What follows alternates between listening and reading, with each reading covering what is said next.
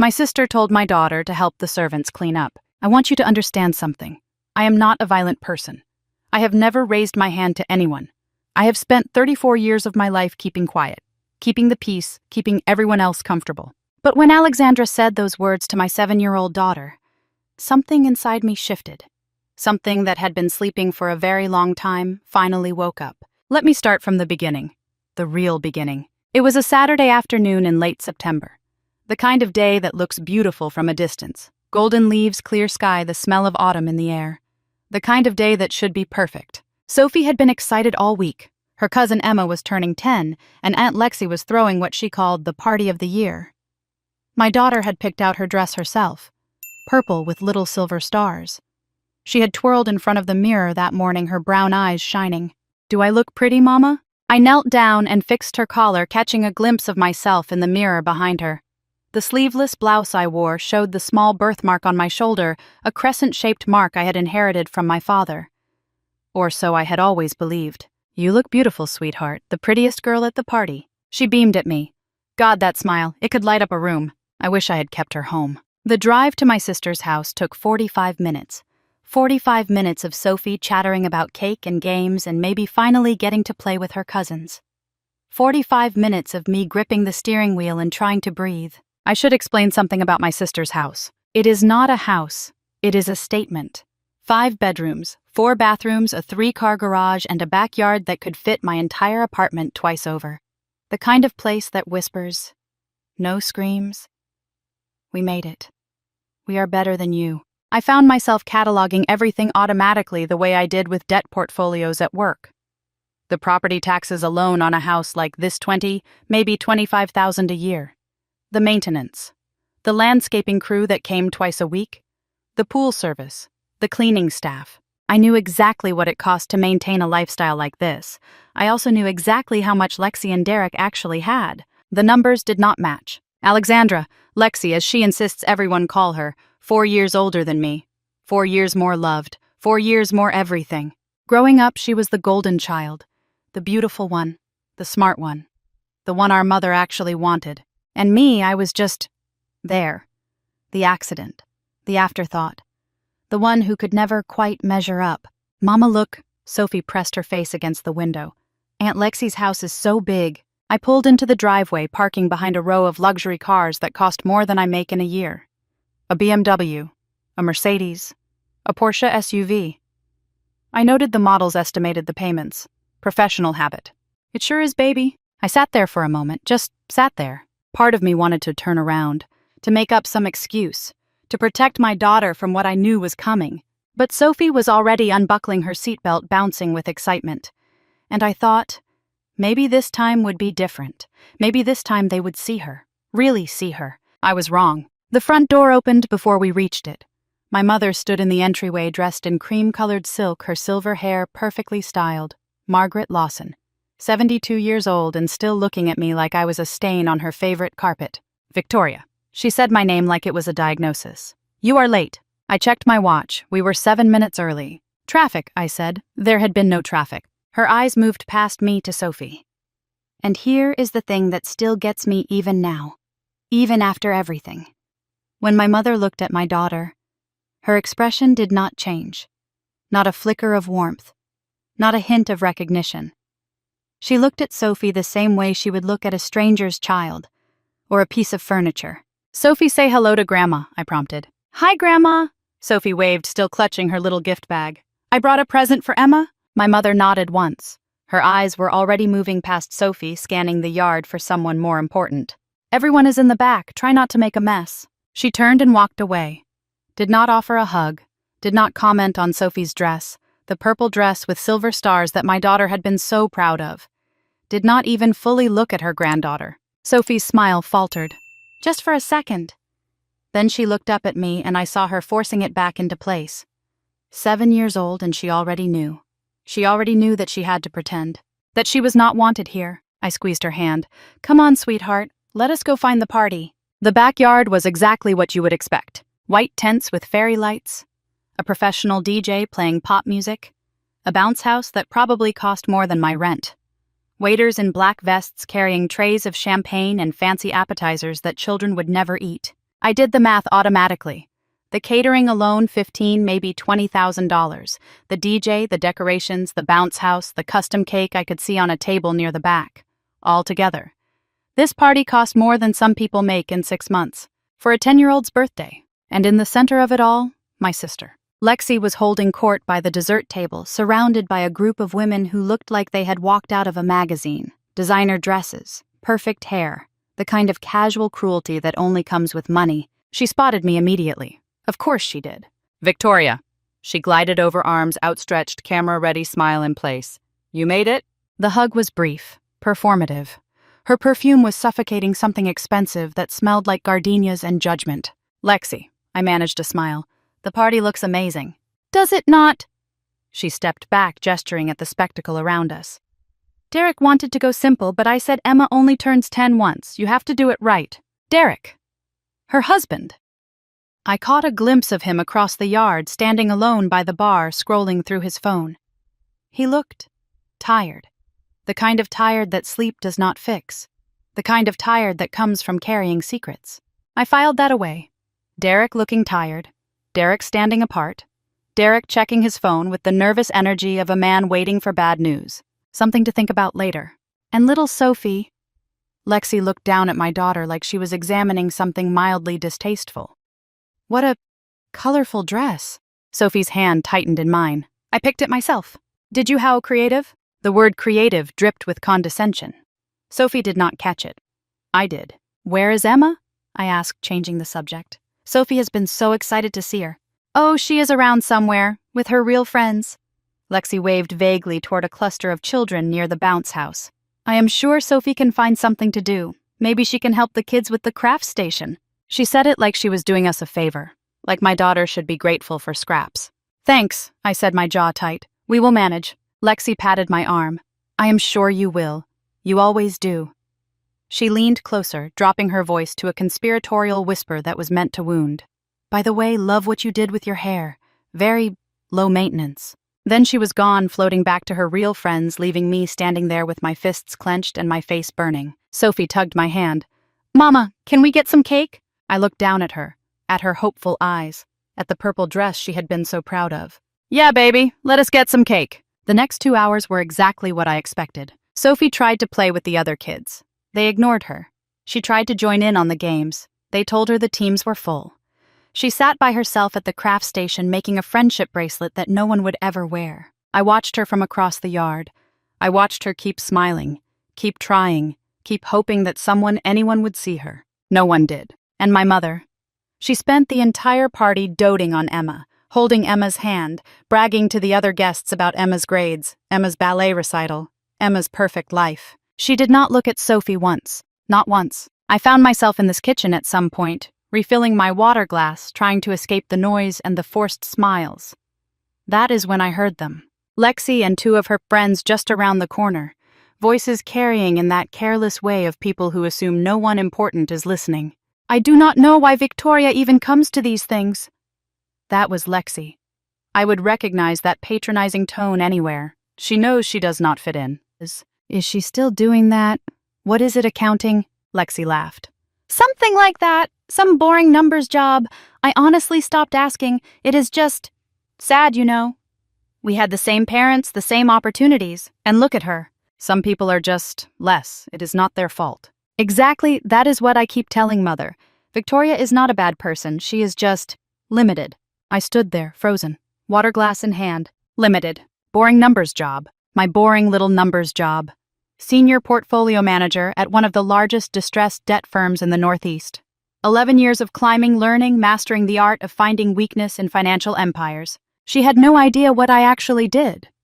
No idea that every day I watched families like hers collapse on spreadsheets.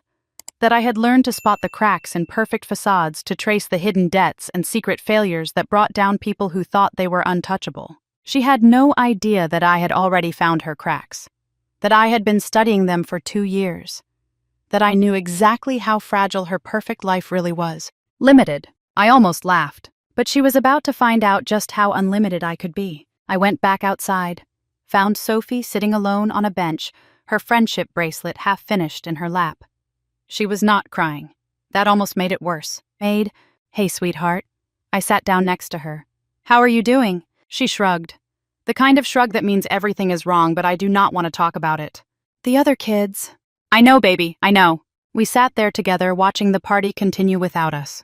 Watching Emma open presents, surrounded by adoring relatives. Watching my mother clap and cheer for someone else's child. I thought about all the birthdays I had spent like this, on the outside, looking in at a family that had never wanted me, wondering what I had done wrong, why I was not enough.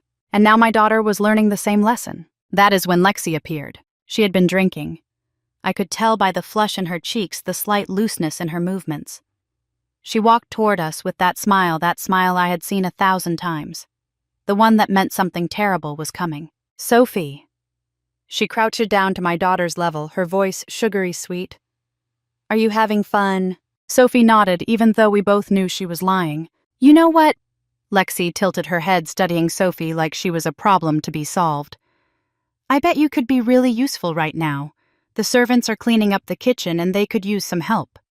She paused, letting the words sink in. You seem more suited for that kind of thing.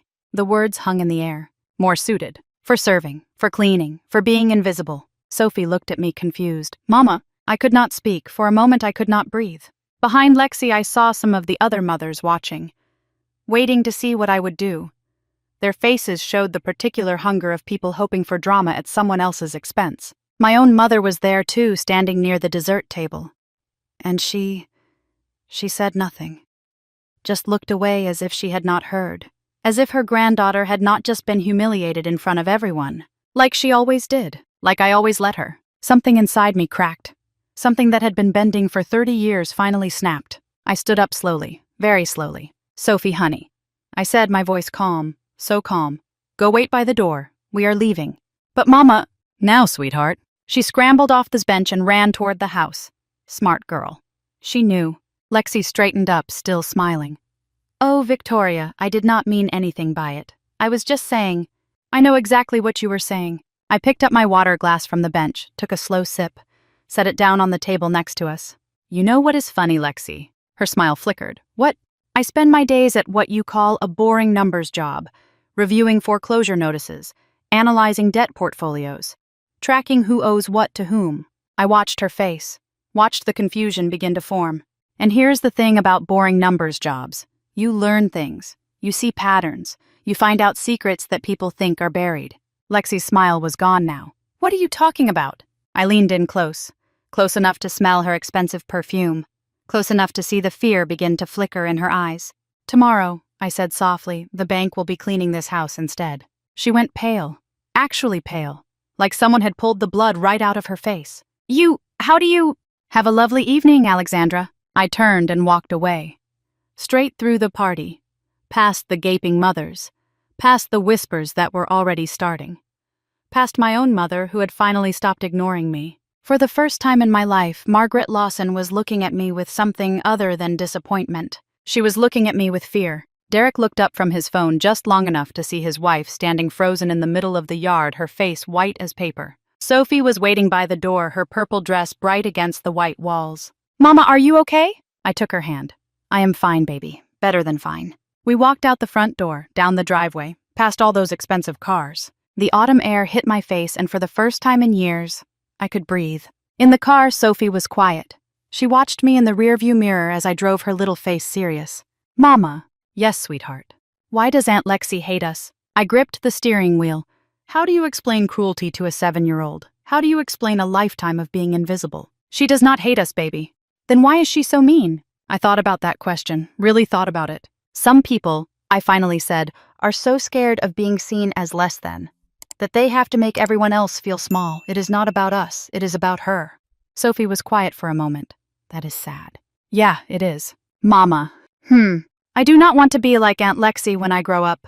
I looked at her in this mirror, at her big brown eyes, at the purple dress with the silver stars.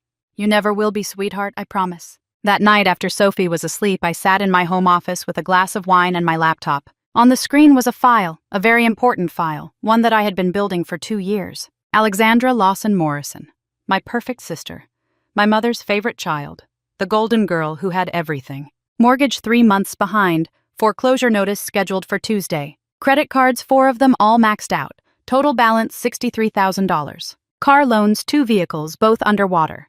Combined balance $48,000. Derek's business debt, the original loan from 5 years ago plus interest. Current balance $312,000. Total exposure just over $500,000. And every single one of those debts, every foreclosure notice, every collection letter, every desperate midnight email to creditors, they all led back to one company. A company where I had influence. Where I had spent 2 years quietly, patiently purchasing every piece of my sister's crumbling empire. She had no idea. No one did. I took a sip of wine and smiled. A real smile. The kind I had not felt in years. Tomorrow, the first notice would arrive. The official document that would tell my sister her perfect life was about to end. And there was nothing she could do about it. I closed the laptop and looked out the window at the dark sky. For 3 decades, I had been quiet. For 3 decades, I had been the invisible one, the lesser one, the one who just did her best. Not anymore. I smiled at my sister today. And for the first time in my life, she looked afraid. She should be. This is just the beginning. Marcus was waiting for me when we got home. He was sitting in his living room, laptop open, pretending to work. But I knew him. After 9 years of marriage, I knew when he was pretending. And I knew what he had been doing. Waiting. Watching the clock. Wondering how bad it had been this time. Sophie ran to him immediately. "Daddy, Aunt Lexi had a bounce house. Did she?"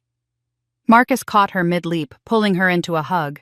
His eyes found mine over her head. A question. How bad? I shook my head slightly. Later. "Tell me everything," Marcus said to Sophie, settling her on his lap. "Start from the beginning." And she did. She told him about the bounce house and the cake and the DJ. She told him about the pretty decorations and Emma's presents. She did not mention that no one had played with her. She did not mention that her grandmother had not hugged her. She did not mention what Aunt Lexi had said. She was 7 years old and she already knew how to edit her own story. That hurt more than anything else. After Sophie was tucked in, I found Marcus in the kitchen. He had poured 2 glasses of wine and was leaning against the counter waiting. "How bad?" he asked. I took the wine, drank half of it in one go. "Lexi told Sophie to go help the servants clean up." Marcus went very still. "She said what?" "In front of everyone. In front of all her fancy friends. In front of my mother." I set the glass down harder than I meant to. And Margaret just looked away, like she had not heard anything. "Victoria, I am done." The words came out flat. Final. I am done waiting. I am done being patient. I am done watching my daughter learn that she is somehow less than them. Marcus was quiet for a moment. Then, "Show me." I looked up at him. "Show you what?" "Everything. Show me everything you have been building." My home office was small. A desk, a laptop, a filing cabinet that looked ordinary but was not. Marcus pulled up a chair next to me as I logged into my secure files. "How much do you know?" I asked. "About what I have been doing." "I know you set up 3 LLCs through my partner's firm. I know you have been buying distressed debt. I know it has something to do with Lexi and Derek." He paused. "I did not ask for details. You said you would tell me when you were ready." "I am ready." I pulled up the first file. A spreadsheet with names, dates, amounts. "Derek's original loan," I said. "The one he took out 5 years ago, $250,000 to save his failing business." Marcus nodded. He knew this part. Everyone in the family knew Derek's business had struggled, though Lexi pretended otherwise. What no one knows is that the business did not just struggle. It collapsed. Completely. Derek lost everything. He has been hiding it from Lexi for years, taking out more loans to cover the old ones drowning in debt, while his wife throws $50,000 birthday parties. "How did you find out?" 2 years ago. I pulled up another file. I found his name in a distressed debt portfolio at work. His original loan had been sold, resold, bundled with others, traded like baseball cards between collection agencies and hedge funds. I traced it through 3 different holding companies. And then I bought it. Marcus stared at the screen. "You bought Derek's debt?" "All of it. The original $250,000 plus accumulated interest. Current balance $312,000. "But that is not all, is it?" "No." I opened another folder. That was just the beginning. File after file. Spreadsheet after spreadsheet. 2 years of patient, methodical acquisition. "The mortgage," I said. 3 months behind. $97,000 in arrears. I bought that 18 months ago. "How much did that actually cost you?" "About 30 cents on the dollar. Distressed debt sells cheap when no one thinks they will collect." I pulled up another file. The credit cards were even cheaper. 20 cents. Derek's business loan was the most expensive. I paid almost 40% because the collateral documentation was solid. Marcus did the math. I watched his face as the numbers clicked into place. So $500,000 in face value cost me around $150,000, plus legal fees, plus the structures you helped me set up. And you funded that how? Savings, some of it. Returns from earlier purchases funded later ones. And I hesitated. I borrowed against our retirement accounts, temporarily. His eyebrows rose. You did not tell me that part. I was going to, after. I met his eyes. Are you angry? He was quiet for a long moment. I watched his face, waiting for disappointment, for judgment. Instead, something else flickered in his expression. Something that looked almost like admiration. I am impressed, he finally said, terrified but impressed. Marcus, you have been building this for 2 years, alone, while working full-time raising Sophie, dealing with your family. He shook his head slowly. 2 years of planning and I had no idea. You knew some of it. I knew you were up to something. I did not know it was this. He gestured at the screen. This is comprehensive. I learned from the best. I meant my job. I meant 11 years of watching companies fall apart, of tracing debt through shell corporations, of understanding exactly how financial pressure could break even the strongest facades. So what happens now? Marcus asked. You own their debt. What is the end game? I pulled up the final folder, the one labeled timeline. The foreclosure notice goes out Tuesday. They will have 30 days to respond. They will not be able to. And if they try to sell the house, they cannot. The mortgage is underwater. They owe more than it is worth. And even if they found a buyer, I own the note. They would need my permission to negotiate terms. What about Derek's business debt? I can call it due whenever I want. Full balance, $312,000. They do not have it. Marcus was silent, processing. Victoria, he said slowly, this is not just about embarrassing them at a party. No, this could destroy them, completely. Yes. Is that what you want? I thought about that question, really thought about it. I want them to feel what I felt, I said. What Sophie felt today. I want them to understand what it is like to be powerless, to have your whole world depend on someone else's mercy. I paused.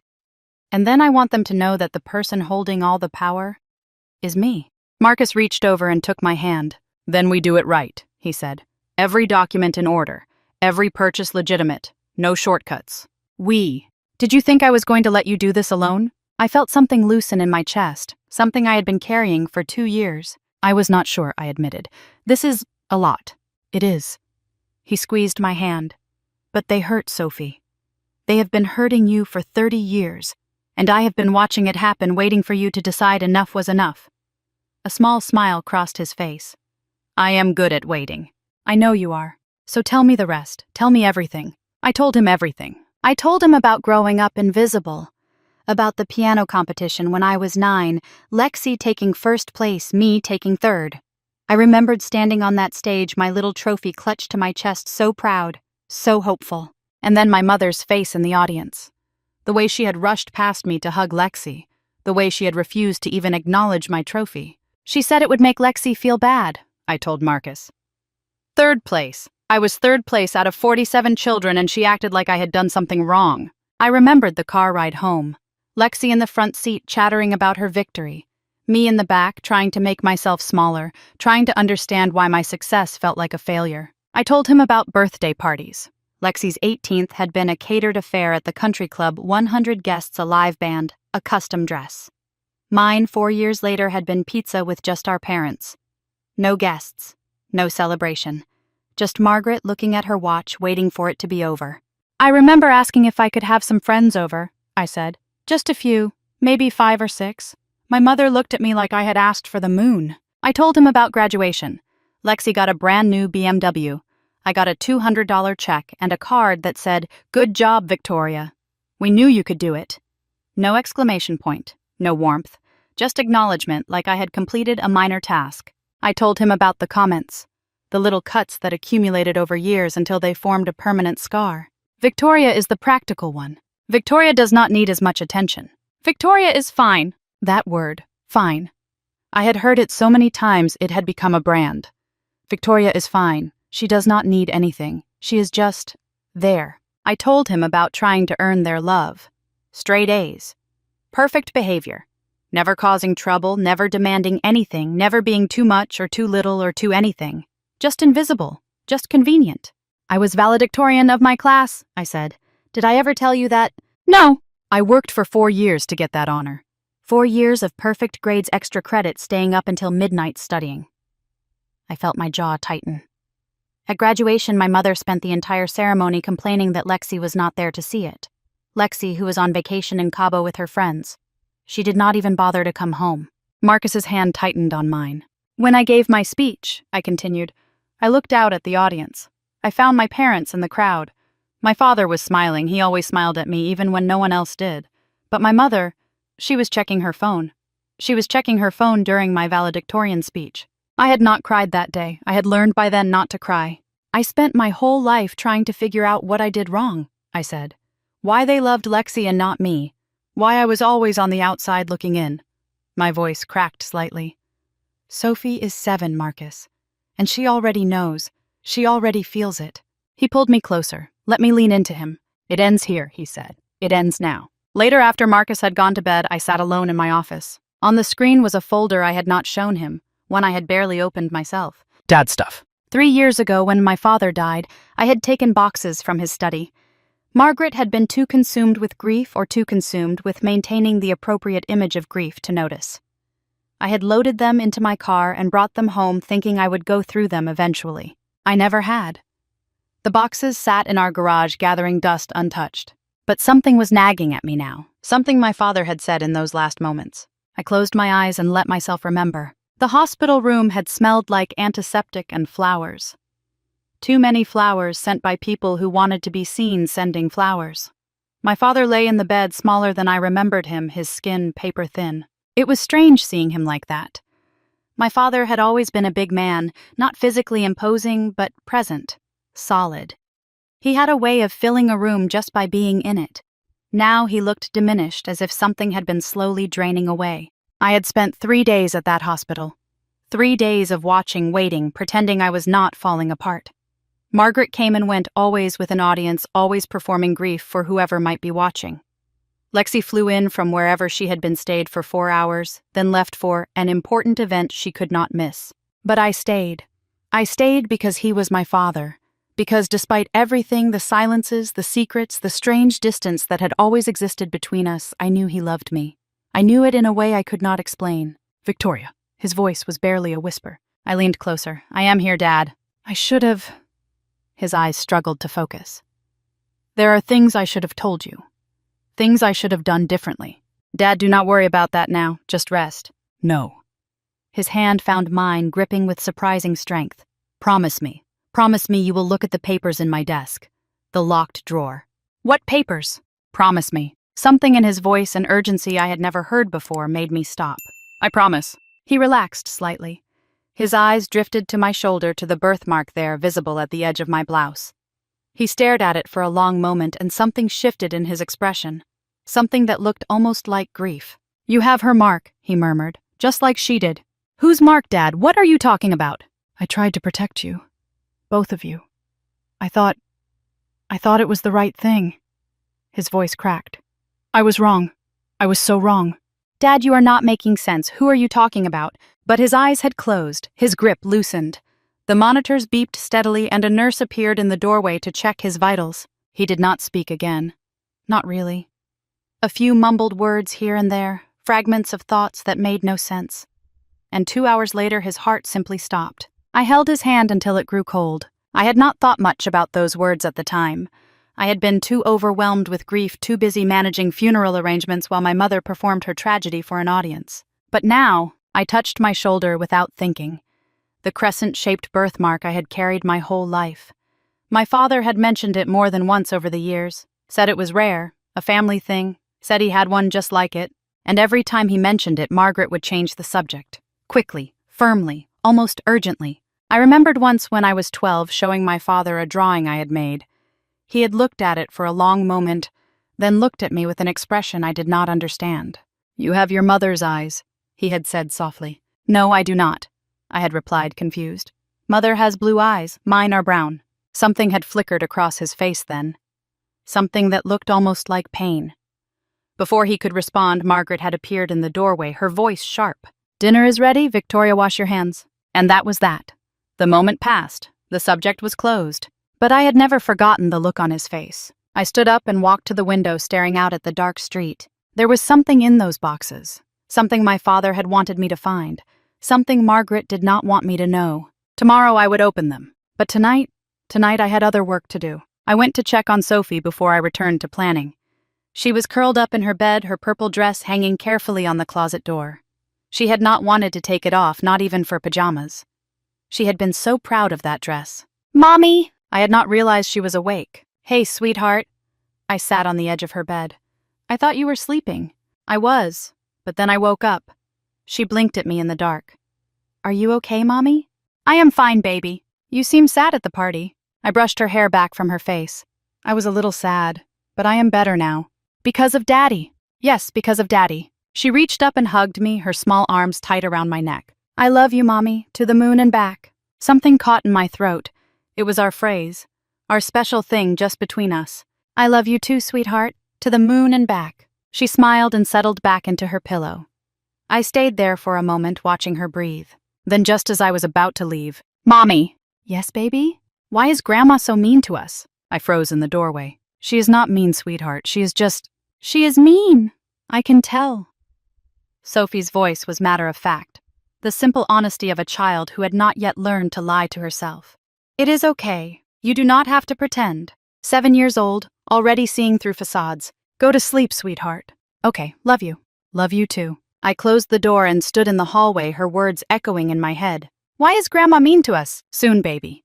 Soon you would understand, and soon she would not be able to hurt us anymore." Back in my office, I opened my work email.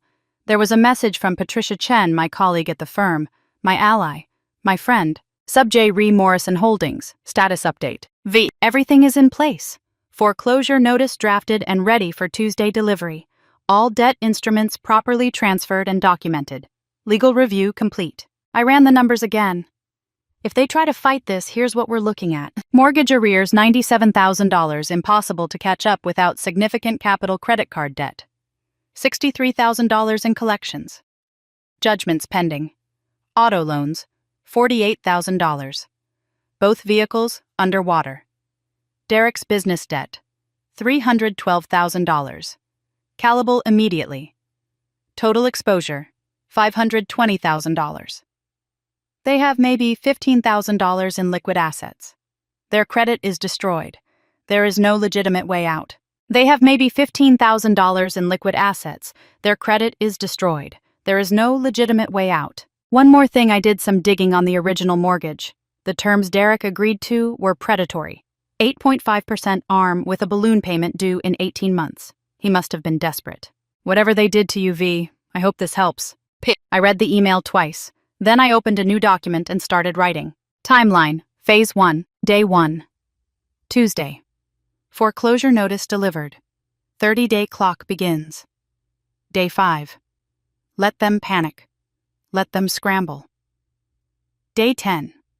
Credit card companies file judgments. Day 15. Derek receives notice that business debt is being called due. Day 20. They realize all roads lead to the same place. Day 25. They come to me, or they lose everything. Day 30. The house, the cars, the illusion, I saved the document and closed my laptop. 29 days until the world Alexandra Lawson Morrison had built came crashing down. 29 days until she understood what it felt like to be invisible, to be powerless, to be at someone else's mercy. 29 days until my perfect, golden, untouchable sister learned the truth. The boring numbers girl had been keeping score, and it was finally time to collect. The text came at 9:14 in the morning. Delivered. Signed for. I stared at those 3 words on my screen. 2 years of planning, 2 years of patience. And now, it was real. Patricia had sent a photo with it. The foreclosure notice, crisp white paper in a manila envelope sitting on the doorstep of my sister's 5-bedroom mansion. The house that cost more than most people make in a decade. The house that was about to become someone else's problem. I was at my desk when I received it. My boring little numbers desk and my boring little numbers job. Around me, analysts typed and phones rang and the ordinary machinery of finance churned on. No one knew. No one suspected that the quiet woman in the corner office had just set fire to her own family. I saved the photo. Then I forwarded it to Patricia with a simple message, "Thank you." Her reply came 30 seconds later. "What are friends for?" Patricia Chen was one of the few people who knew everything. We had worked together for 8 years, survived 2 corporate mergers and a financial crisis. She had covered for me when Sophie was sick. I had helped her through her divorce. When I first told her what I was planning 2 years ago, we had been in her office at 11 at night, both of us nursing whiskey after a brutal day. "My sister," I had said, "she's drowning in debt and she has no idea." Patricia had raised an eyebrow. "Most people wouldn't smile when they say that." "Most people don't have my sister." I had told her everything then, the years of cruelty, the comments, the way I had been made to feel like a burden, an afterthought, a mistake. I had told her about Sophie at Lexi's previous birthday party, how Emma had ignored her completely, how Margaret had looked right through her. Patricia had listened without judgment. "Your sister sounds like a piece of work," she had said finally. "She is. And your mother, worse." Patricia had nodded slowly. "I have a sister like that. We don't talk anymore." She had poured more whiskey. "Tell me what you need." She had been helping me ever since, not just because I paid her, though I did, but because she understood. Some wounds never heal. Some families are better destroyed than preserved. I closed the photo and went back to my spreadsheets. There was nothing to do now but wait. Hey, the call came at 2:17. I knew it would come. I had been counting the hours since the notice was delivered. Lexi would need time to panic, time to call Derek, time to realize that no amount of crying or screaming would make the problem disappear. And then she would call me. My phone buzzed. Lexi Mobile flashed on the screen. I let it ring 4 times before answering. "Tori!" Her voice was bright. Too bright. The voice she used when she wanted something. "How are you? I feel like we haven't talked in forever." Tori. She only called me Tori when she needed me. The rest of the time I was Victoria. Or nothing at all. "I'm fine, Lexi. What do you need?" "What, I can't just call my baby sister to chat." A laugh that sounded like breaking glass. "I was actually thinking we should get dinner. Just the 2 of us. Sister time. There's this new place that just opened, Marcello's, very exclusive. Derek knows the owner." "Derek knows the owner. Of course he does. Derek always knows someone." "When were you thinking?" "Tonight? Too eager. Too desperate. I know it's short notice, but I just really miss you. After the party, I felt like maybe we got off on the wrong foot, and I want to make it up to you. Make it up to me, by asking me for money." I could see it coming from a mile away. "Sure," I said, 7 o'clock. "Perfect. Oh, Tori, this is going to be so much fun." I hung up without saying goodbye. Bah. Marcus came home at 5:30. He found me in the bedroom staring at my closet, trying to decide what to wear to my own ambush. Patricia said the notice was delivered. He leaned against the doorframe, arms crossed. "How are you feeling?" "Like I'm about to walk into a trap." "Because you are." He crossed the room and stood behind me, hands on my shoulders. "Lexi didn't call you because she misses you. She called because she's desperate." "I know. She's going to ask for money." "I know. Are you going to give it to her?" I turned to face him. "What do you think?" A small smile crossed his face. "I think Lexi has no idea what she's walking into." "No, she doesn't." His phone buzzed in his pocket. He pulled it out, glanced at the screen, and something shifted in his expression. Something I couldn't quite read. "I need to take this. Work stuff." He stepped out onto the back porch, closing the door behind him. I watched through the window as he paced, speaking in a low voice, his free hand gesturing in a way that suggested tension. This was the 3rd time this week he had taken a call privately. The 3rd time he had said work stuff without explaining. Marcus didn't keep secrets from me. At least he never had before. I filed it away. Another thing to think about later, when I had the bandwidth. Right now I had bigger battles to fight. Before I left, I checked on Sophie. She was in her room coloring at her little desk. The purple dress hung on her closet door exactly where she had placed it after the party. She hadn't worn it since. I wondered if she ever would again. "Hey, sweetheart." I sat on the edge of her bed. "Mommy has to go to dinner tonight. Daddy will be here with you." She nodded without looking up from her drawing. "Sophie, is everything okay?" She put down her crayon, turned to face me, and I saw something in her eyes that made my heart ache. "Mommy." Her voice was small. "When Aunt Lexi said I should help the servants, was she being mean, or was she right?" "What do you mean, sweetheart?" "Maybe," she picked at the edge of her paper, "maybe I'm not supposed to be at parties like that. Maybe I'm supposed to be with the people who work. Maybe that's where I belong." I pulled her into my arms so fast she squeaked. "Listen to me." My voice was fierce. "You belong anywhere you want to be. You are not less than anyone. You are not meant to serve anyone. You are meant to be loved and celebrated and cherished. Do you understand?" She nodded against my chest.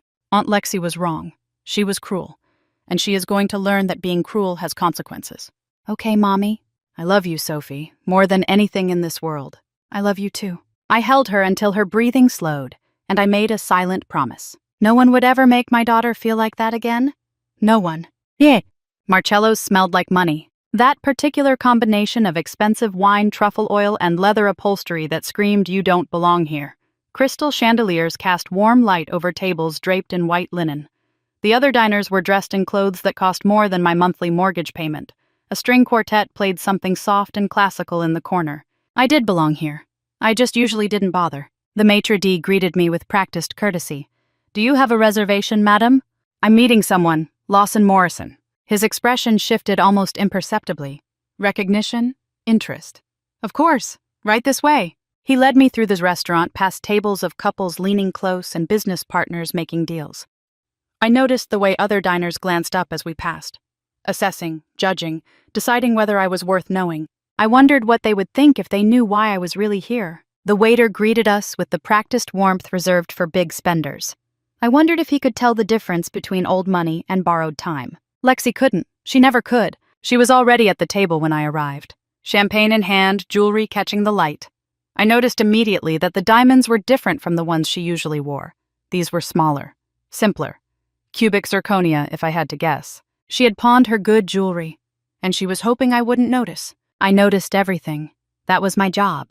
That was what 11 years in distressed debt had taught me. How to spot the cracks beneath the surface. How to read desperation in the way someone held their wine glass. How to see the fear behind the smile. Lexi was terrified, and she was trying very hard not to show it. "Tori." She stood up to hug me air kisses on both cheeks.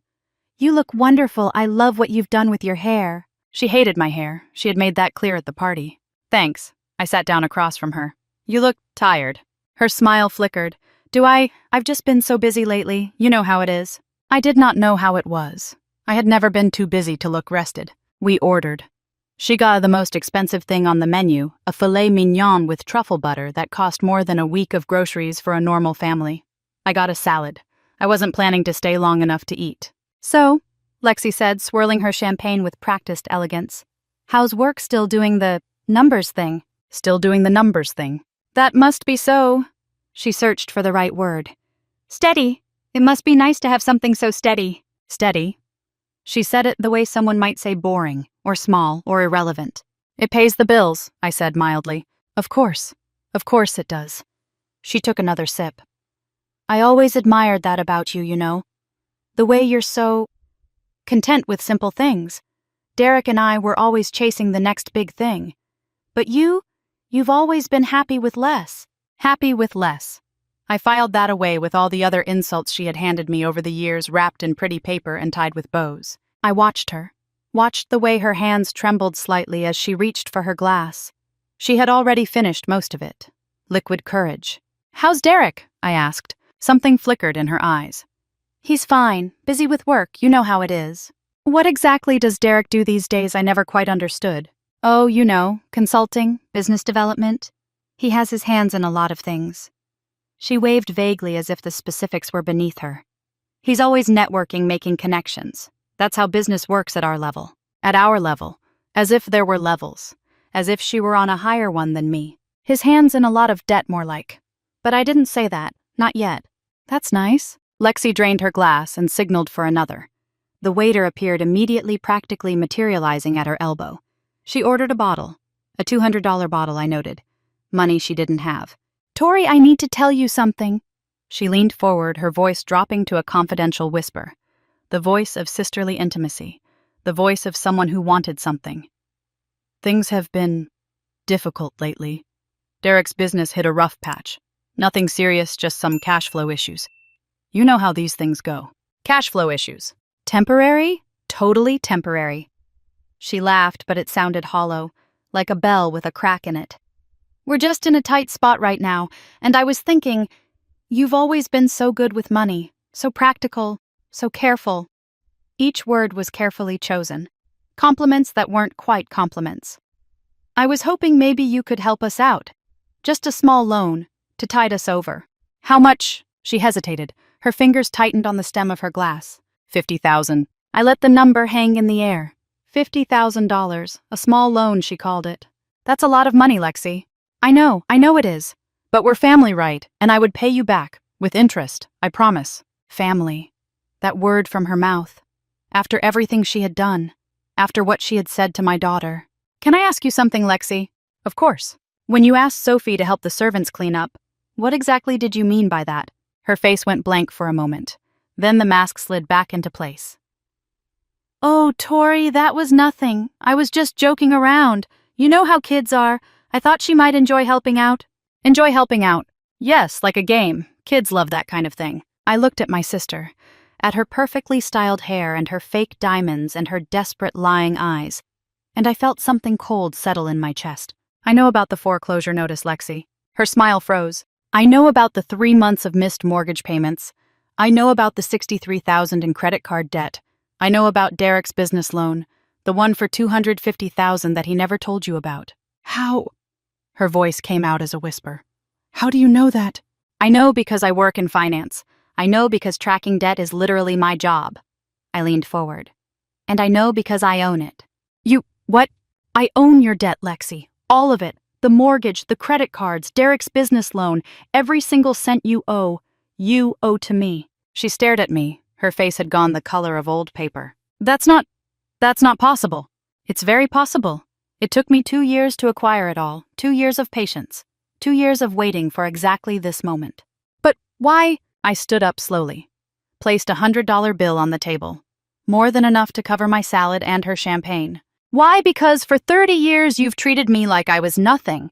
Because you've made me feel small and invisible and worthless.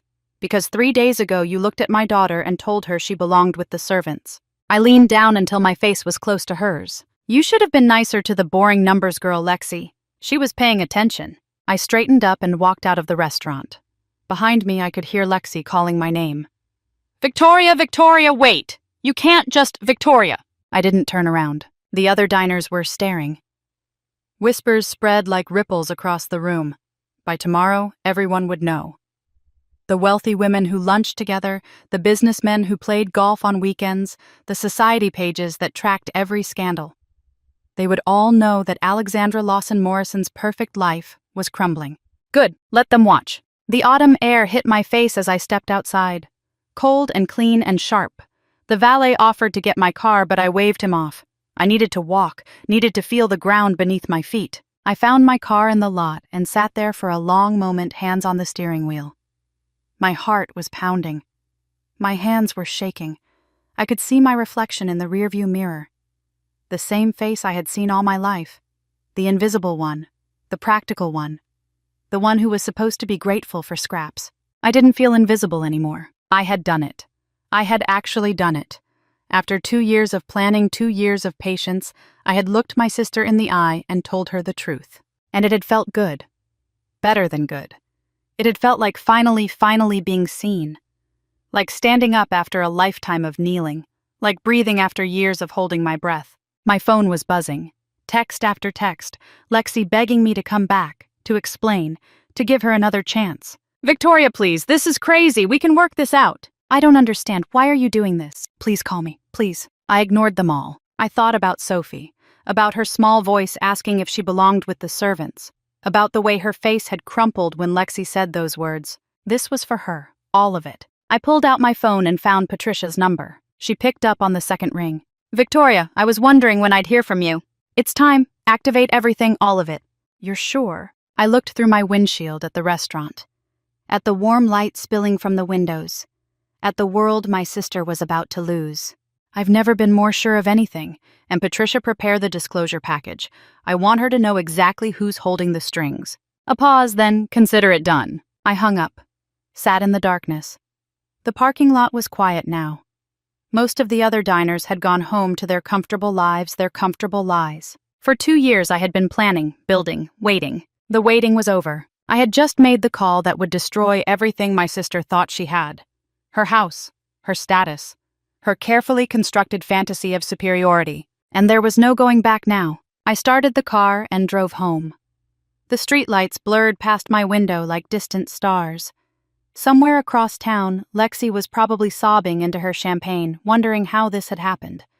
Wondering where she had gone wrong. She had gone wrong when she told my daughter to help the servants. She had gone wrong when she chose cruelty over kindness. She had gone wrong when she underestimated the boring numbers girl. But she was about to learn. They all were. The reckoning had begun. I woke up Thursday morning feeling lighter than I had in years. It was strange. I had just declared war on my own family. I had looked my sister in the eye and told her I owned her entire world. I should have felt guilty, anxious, something. Instead, I felt free. Marcus was already up making coffee. Sophie was eating cereal and humming a song from her favorite cartoon. Everything felt normal, peaceful, like the calm before a storm I knew was coming. My phone buzzed. Patricia. Collection notices sent. Credit card companies notified. Clock is ticking. I smiled and put the phone away. What's that smile about? Marcus asked, handing me a cup of coffee. Nothing, just a good morning. He raised an eyebrow but didn't push. That was one of the things I loved about him. He knew when to ask questions and when to wait. I kissed Sophie on the forehead, grabbed my bag, and headed to work. The storm could wait a few more hours. It arrived at 11:47. My phone rang. Margaret Lawson on the screen. I stared at it for 3 rings before answering. Hello, Mother. What have you done? Her voice was shaking. Not with tears, with rage. Pure, undiluted rage. Alexandra called me at 2 in the morning. 2 in the morning, Victoria. She was hysterical. She has never been hysterical, not even when your father died. I noted that. Lexi didn't cry when Dad died, but she cried about losing her house. She called me sobbing, Margaret continued, saying you know things, saying you said something about the bank, about owning her debts. What did you tell her? The truth. The truth? Margaret laughed. It was an ugly sound, cold and sharp like broken glass. You don't know the truth about anything, Victoria. You never have. Something about the way she said it made me pause. There was something underneath those words. Something hidden. What is that supposed to mean? It means you should be very careful about what games you play, very careful about what stones you turn over. Her voice dropped lower, dangerous. Some secrets are better left buried, for everyone's sake. Is that a threat? It's a warning from your mother. You've never been much of a mother to me, Margaret. Why start pretending now? Silence on the other end. Then, you ungrateful little... She stopped herself, took a breath. When she spoke again, her voice was ice. If you do this, Victoria, if you destroy your sister over some petty grudge, you will be dead to this family. Completely dead. I will make sure of it. I've been dead to this family my whole life. The only difference is now I know it. I hung up before she could respond. My hands were shaking. Something cold settled in my chest and stayed there. But underneath the fear, underneath the doubt, there was something else. Certainty. Finally, after 34 years of wondering, I was certain. Margaret had never loved me, and now I had proof. The day went downhill from there. At 2:30, I got a call from Sophie's school. Could I come pick her up early? There had been an incident. I found my daughter in the principal's office, eyes red, shoulders hunched. She looked so small in that big chair, so fragile. What happened? I asked the principal, a tired-looking woman named Mrs. Patterson. Some of the other children were unkind. There was teasing. It escalated. Teasing about what? Mrs. Patterson shifted uncomfortably. Apparently there's been some talk about your family, about financial difficulties. I felt my jaw tighten. Word traveled fast in small towns. Too fast. Sophie, honey. I knelt down in front of her. What did they say? She wouldn't look at me. Her fingers twisted in her lap. Sophie. They said we're fake rich. Her voice was barely a whisper. They said Aunt Lexi is going to be homeless. She swallowed hard. They said I should practice living in a shelter now, so I'll be ready. Everything seemed to stop. Who said that? Tommy Peterson? His mom works somewhere important, at a bank or something. Sophie finally looked up at me, and her eyes were swimming with tears. Is it true, Mommy, is Aunt Lexi going to be homeless? Are we going to be homeless too? I pulled her into my arms and held her tight. No, baby. We are not going to be homeless. What's happening with Aunt Lexi has nothing to do with us. Our house is safe. Our family is safe. But everyone knows. Her voice cracked. Everyone is talking about it. Emma said her mom said you did something bad. Something mean. Emma, my niece, Lexi's daughter, already being poisoned against us. Let them talk. We know who we are. Do we? Sophie pulled back and looked at me. Her eyes were too old for a 7-year-old, too knowing. Sometimes I don't know who we are anymore, Mommy. Neither do I, baby. Neither do I. I drove her home in silence. She stared out the window, watching the trees blur past. When we pulled into the driveway, she finally spoke again. Mommy. Yes, sweetheart.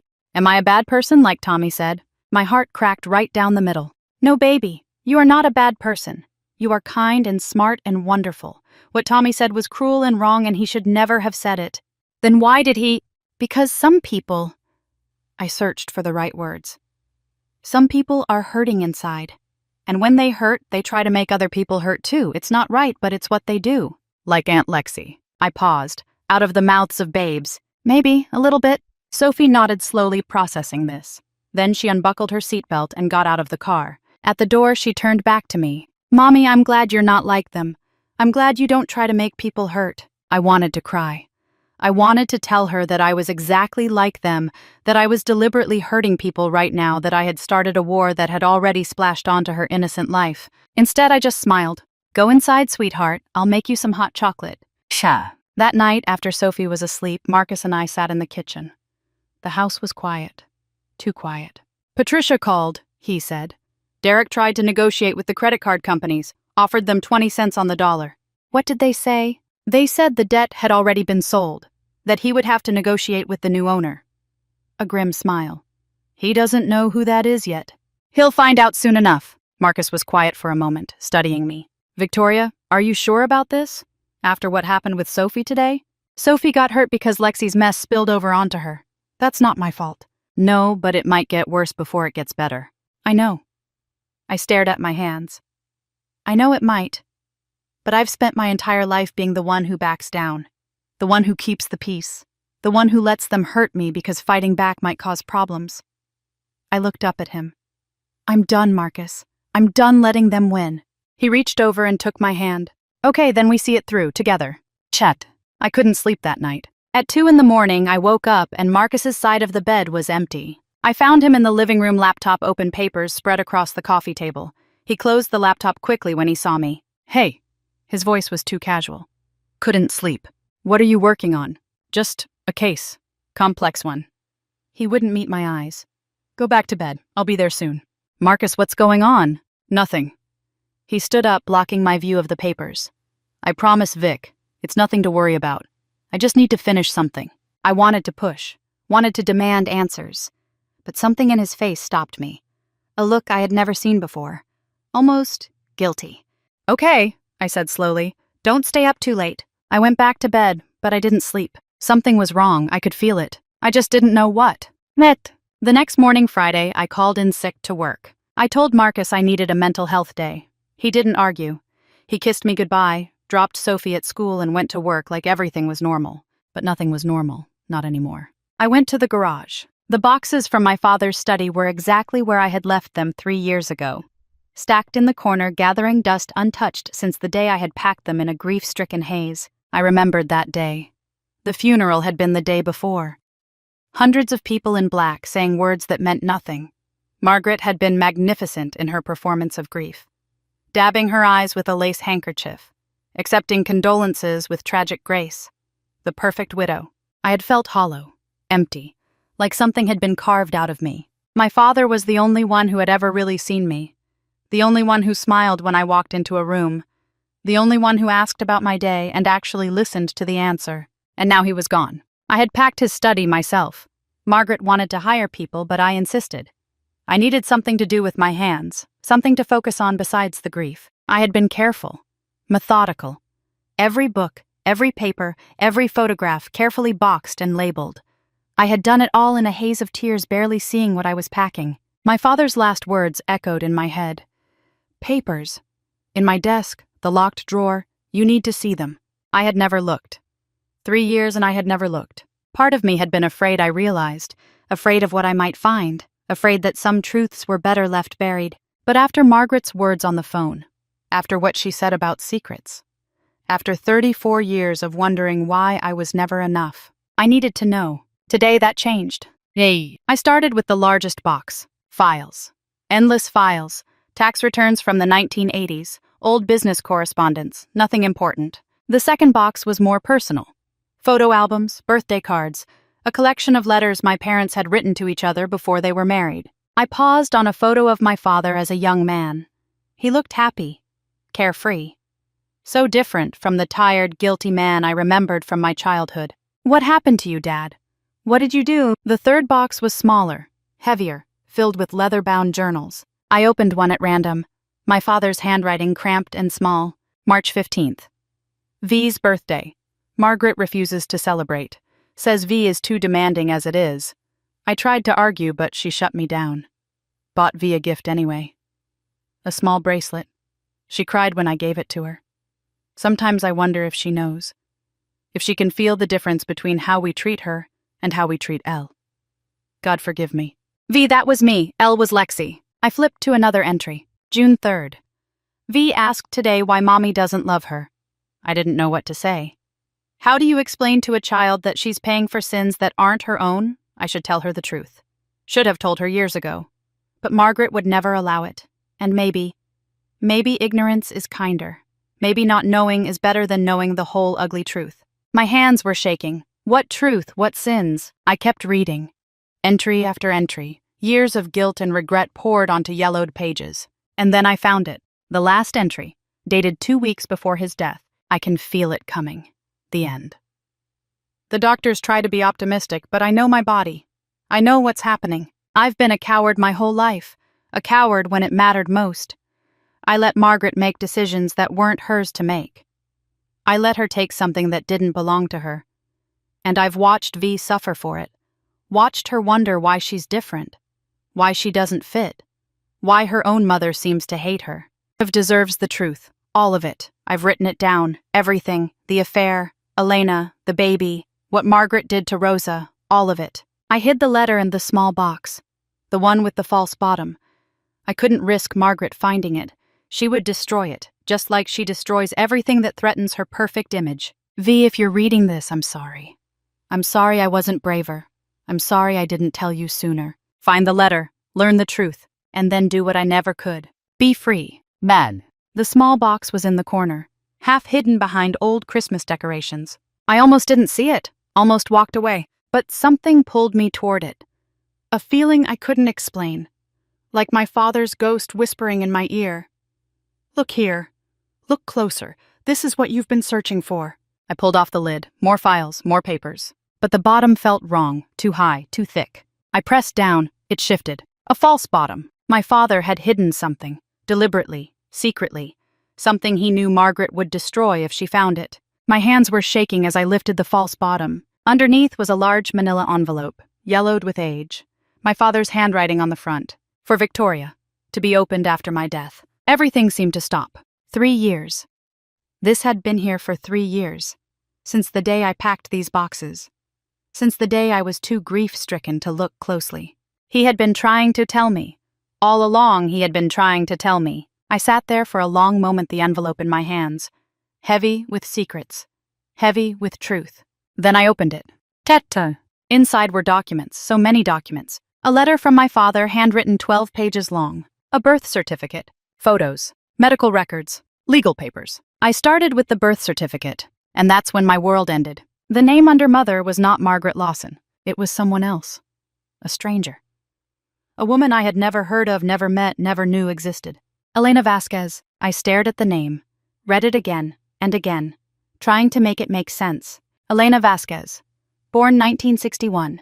Deceased 1991. Deceased the same year I was born. Under father, my father's name was listed, James Michael Lawson. But the mother was not the woman who raised me. The mother was a stranger who died 34 years ago. And suddenly everything made sense. Every dismissive look Margaret had ever given me.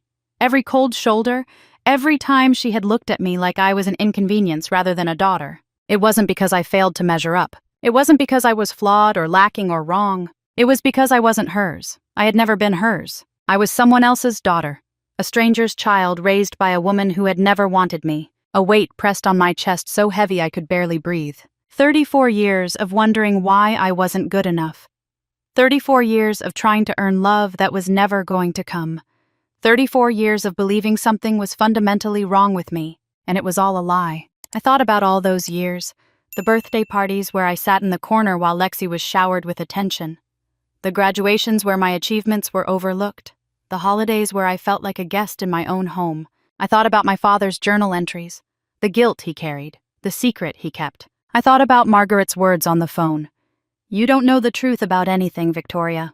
You never have." She was right, I hadn't known, but now I did.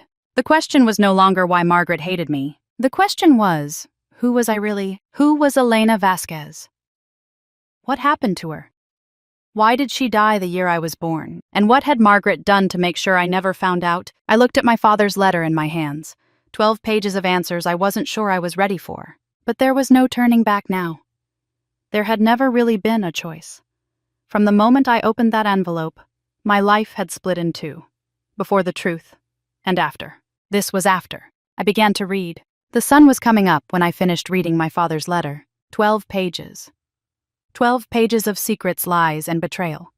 12 pages that rewrote everything I thought I knew about my life. I sat on the cold garage floor surrounded by boxes and dust and the wreckage of my family's carefully constructed lies. My hands were shaking. My face was wet with tears I didn't remember crying. "Let me tell you what the letter said. My darling Victoria," my father wrote, "if you are reading this, I am gone. And I am sorry. Sorry for leaving you. Sorry for not telling you sooner. Sorry for all the years I stayed silent when I should have spoken. You deserve the truth, all of it, no matter how much it hurts. I'm going to tell you about your mother. Your real mother. And I'm going to tell you what Margaret did. Her name was Elena Vasquez. I met her 35 years ago when I was 41 years old. I had been married to Margaret for 15 years. We had Alexandra, who was 4. We had the house, the reputation, the life everyone envied. And I was miserable. I don't say that to excuse what I did. There is no excuse, but I need you to understand. Margaret and I had stopped loving each other years before. Maybe we never really loved each other at all. Our marriage was arranged by our families, 2 wealthy names joining together. A merger, not a romance. We stayed together for appearance for Alexandra for all the wrong reasons. We lived in the same house but led separate lives. Margaret had her charity events and her social climbing. I had my work. We barely spoke except when necessary. We slept in separate rooms. I was lonely in a way I couldn't explain, like a man dying of thirst while standing in a river, surrounded by everything and yet having nothing that mattered. And then I met Elena. She was a nurse at the hospital where I was being treated for a minor heart issue. 24 years old. Dark hair, brown eyes, a smile that could light up a room. She was kind in a way I had forgotten people could be. Gentle. Real. She didn't care about my money or my name. She just saw me. The real me. I fell in love with her. Completely. Helplessly. In a way I had never loved anyone before. Our affair lasted 8 months. 8 months of stolen moments and secret meetings and a happiness I had never known. I told myself it was wrong. I told myself to stop. But I couldn't. For the first time in my life I felt alive. And then she told me she was pregnant. The words hit me like a wall. My father had an affair. A real 8-month affair with another woman. And that woman had gotten pregnant with me. I kept reading. Elena wanted to keep the baby. Wanted to keep you. She didn't ask me for money or promises or anything except the chance to be a mother. I should have left Margaret then. Should have done the right thing. But I was a coward. I was afraid of the scandal, the shame, the destruction of everything I had built. I told Elena I would support her financially. I told her I would be part of our child's life, even if I couldn't be with her publicly. I told her 100 things that sounded good but meant nothing. She deserved better. So did you. The pregnancy was difficult. The doctors warned of complications. Elena had a condition that made childbirth risky, but she refused to consider any other option. "This baby is a gift," she told me. "Whatever happens, this baby is worth everything. On March 15th, 34 years ago, you were born. And Elena died. I stopped breathing. My mother. My real mother. She had died giving birth to me. I looked at the photo in my lap. The one from the envelope. A young woman with dark hair and brown eyes and a smile that looked exactly like mine. Elena Vasquez. My mother. The woman who chose me over her own life. I stared at the photo for a long time, tracing the lines of her face, the shape of her eyes, the curve of her smile. She looked like me. Or I looked like her.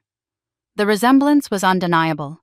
The same brown eyes, the same dark hair, the same way of tilting her head. And there on her left shoulder, visible in the photograph, a birthmark. Crescent-shaped. Just like mine. My father had mentioned that once. Said we both had it. Said it was rare. A family thing. Margaret had always changed the subject when he brought it up. Now I understood why. Every time he mentioned that birthmark, he was reminding her. Reminding her of Elena. Reminding her of the woman he had loved. Reminding her that I was never really hers. I had never known my mother, never heard her voice, never felt her arms around me. And she had loved me enough to die for me. The letter continued. I was destroyed, James wrote. Elena was gone. You were here, this tiny perfect baby, and I didn't know what to do. Rosa wanted to take you. That was Elena's wish. Rosa Vasquez was Elena's younger sister, 2 years younger. She worked as a waitress at a diner in Newark. Not wealthy, not powerful, but family. Real family. Elena had made Rosa promise. If anything happened during the birth, Rosa would take the baby. Rosa would raise you as her own. She had already started setting up a nursery in her small apartment. She was ready to sacrifice everything to keep you. But Margaret found out. I don't know how. She had ways of knowing things. Spies, maybe? Private investigators? People who owed her favors. She showed up at Rosa's apartment with 2 lawyers. I wasn't there. Margaret made sure of that. By the time I heard what had happened, it was already done. Margaret told Rosa that if she tried to take you, she would be destroyed. Sued into oblivion. Accused of kidnapping. Arrested. Deported even though Rosa was an American citizen. Margaret didn't care about facts. She cared about winning. Rosa was 22 years old. She had no money, no lawyers, no power. She signed the papers Margaret put in front of her. I found out later that Rosa was crying the whole time. That she begged Margaret to let her at least see you sometimes. That she promised to stay away, to never tell anyone the truth if only she could watch you grow up from a distance. Margaret said no, and then she had Rosa followed. For years. Making sure she never got too close. Making sure she never tried to contact you. Margaret told me Rosa had seen reason, that she had agreed it was better for you to be raised in a stable home. I believed her. I wanted to believe her. I should have fought harder, should have gone to Rosa myself. But Margaret threatened to expose everything if I interfered, my career, our family name, everything I had built. I chose my reputation over your real family. I am sorry, Victoria. I am more sorry than words can say. I set down the letter. My blood went cold. Margaret had stolen me. She had threatened and bullied a grieving 22-year-old girl into giving up her sister's baby. She had ripped me away from the only family I had left. And then she had raised me to believe I was unlovable, unwanted, a burden. All these years of wondering what was wrong with me, of trying to earn her love, of believing I was somehow less than Lexi, less than everyone. It was all a lie. Margaret never loved me because I was never hers to love. I was evidence of her husband's betrayal. A reminder of everything she wanted to forget. And she made sure I suffered for it, every single day. There was more in the envelope. Elena's letter. My mother's letter. Written before my birth, just in case. I opened it with trembling hands. My darling child. I don't know if I will be there to tell you this in person. The doctors say the birth will be difficult. They say there are risks. I am trying not to be afraid, but I want you to know some things just in case. You were wanted. From the very first moment I knew you existed, you were wanted. You were not a mistake. You were not an accident. You were the best thing that ever happened to me. I know your father cannot be with us. I know our situation is complicated. I will not pretend it is not painful. But none of that changes how I feel about you. You are loved. You are enough, just as you are. I dream about you every night. I imagine your face, your laugh, your first words. I imagine teaching you to read, to ride a bike, to be brave. I imagine watching you grow up and become whoever you are meant to be. If I am not there to do those things, if something happens and you grow up without me, please know this. I would have chosen you, every time, over everything, over everyone. You are my heart, little one. Whoever you become, wherever you go, whatever you do, I am with you. Always. With all my love forever. Your mother. I don't know how long I sat there holding that letter crying. For the mother I never knew. For the love I was supposed to have. For the little girl who grew up thinking she was unlovable when all along she had been loved. By someone who never even got to see her face. 34 years. I had spent 34 years believing I was a burden, a disappointment, a mistake. And the whole time there was a letter. A letter from a woman who wanted me, who loved me, who would have chosen me over everything. Margaret had kept this from me. She had hidden my mother's love and let me believe I was worthless. I would never forgive her for that, never. There was one more thing in the envelope. A small piece of paper yellowed with age. My father's handwriting. Rosa Vasquez Miller. Current address. Unknown. Last known. Newark, New Jersey. Phone number, old may not work. And underneath, I hired someone to find her a few years ago. She married, changed her name.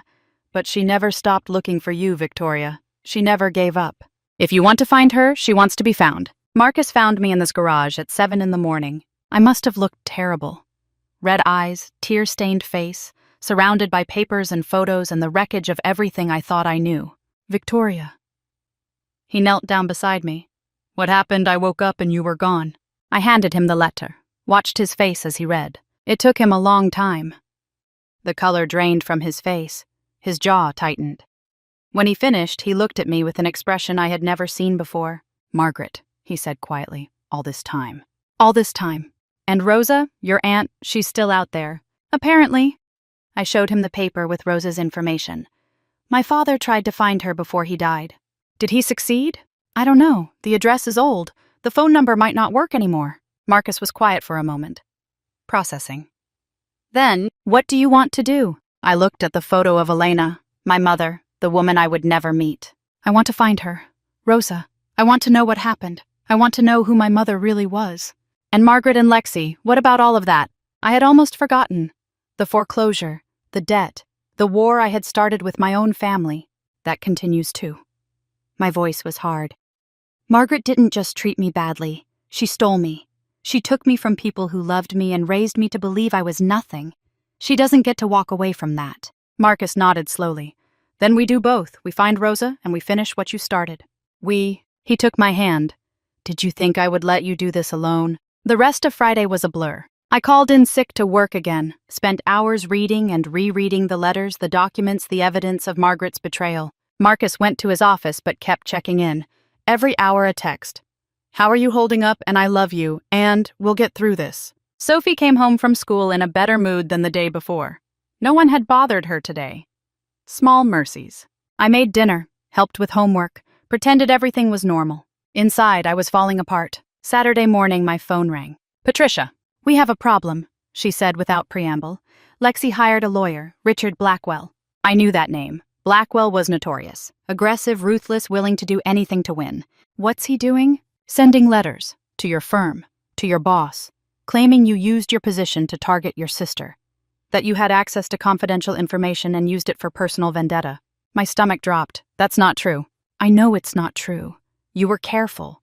Everything you did was legal. Patricia paused. But it doesn't matter if it's true. It matters if it looks bad.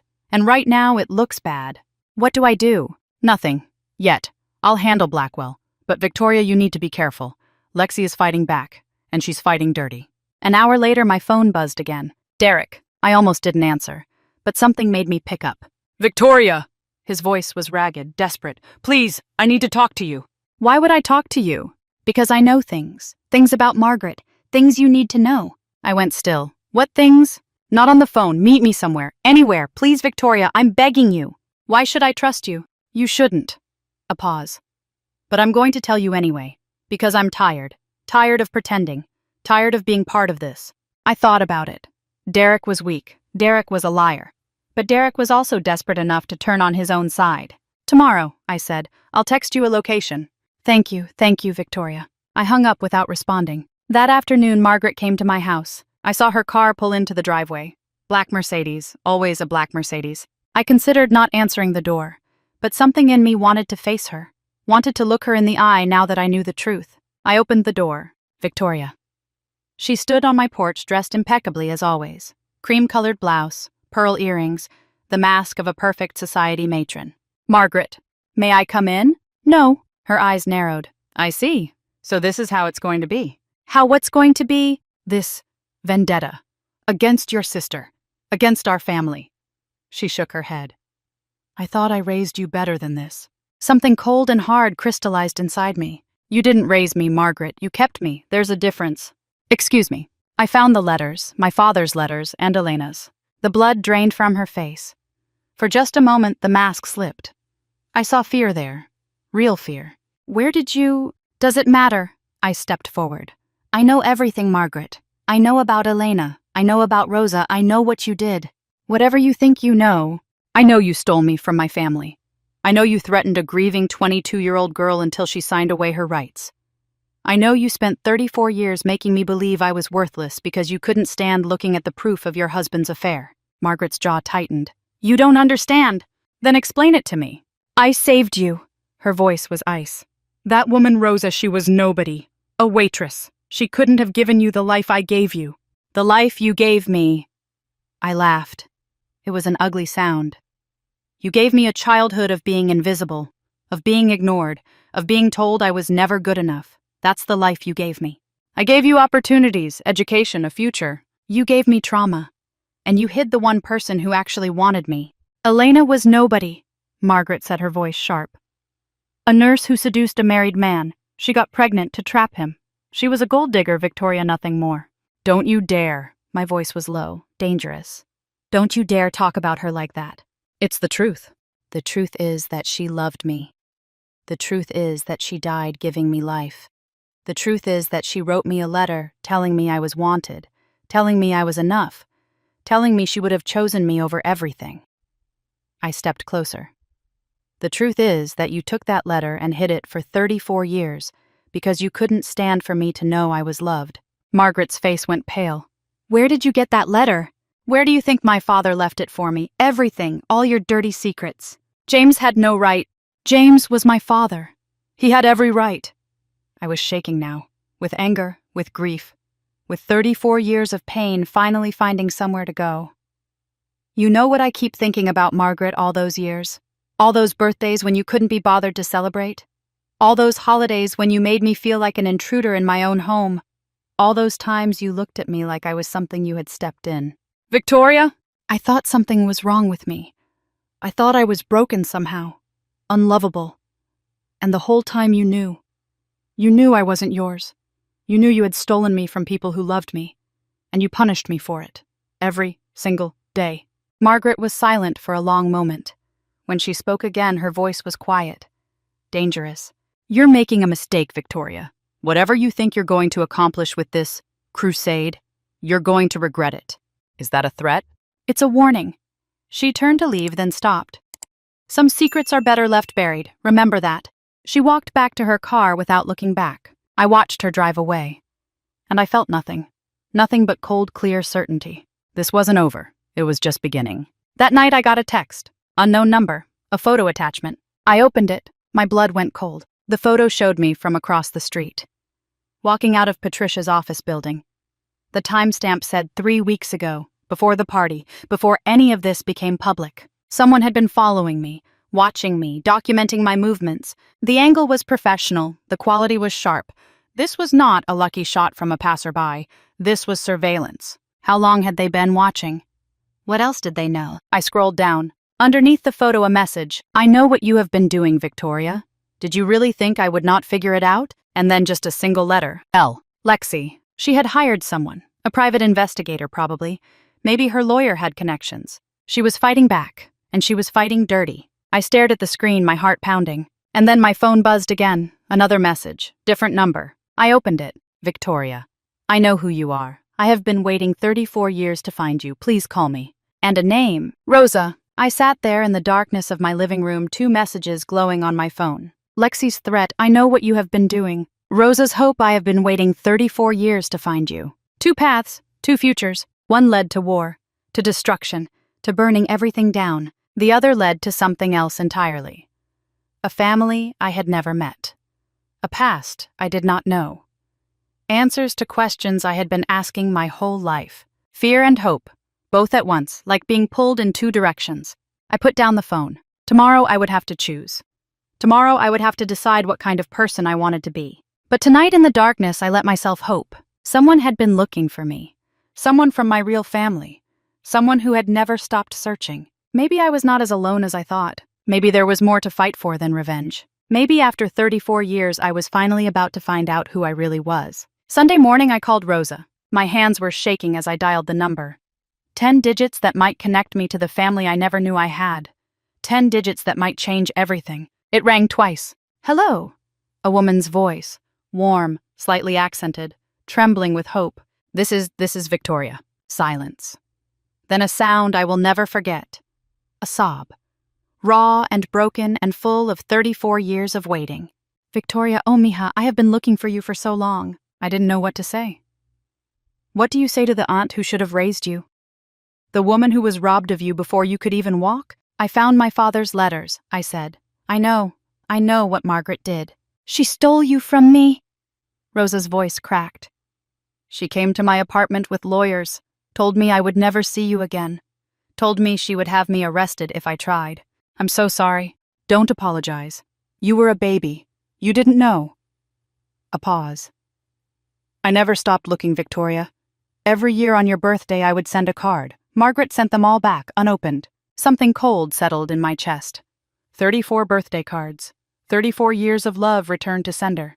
Can we meet? I asked. I have so many questions. Whenever you want, wherever you want. I have waited 34 years for this. I can wait a little longer. We made plans. Saturday, a coffee shop in Newark, neutral territory. I hung up the phone and sat there for a long moment. I had an aunt, a real aunt, someone who had wanted me from the very beginning. But I couldn't think about that now. I had a war to finish first. Monday morning, I went to see Lexi, not at a restaurant this time, not in public.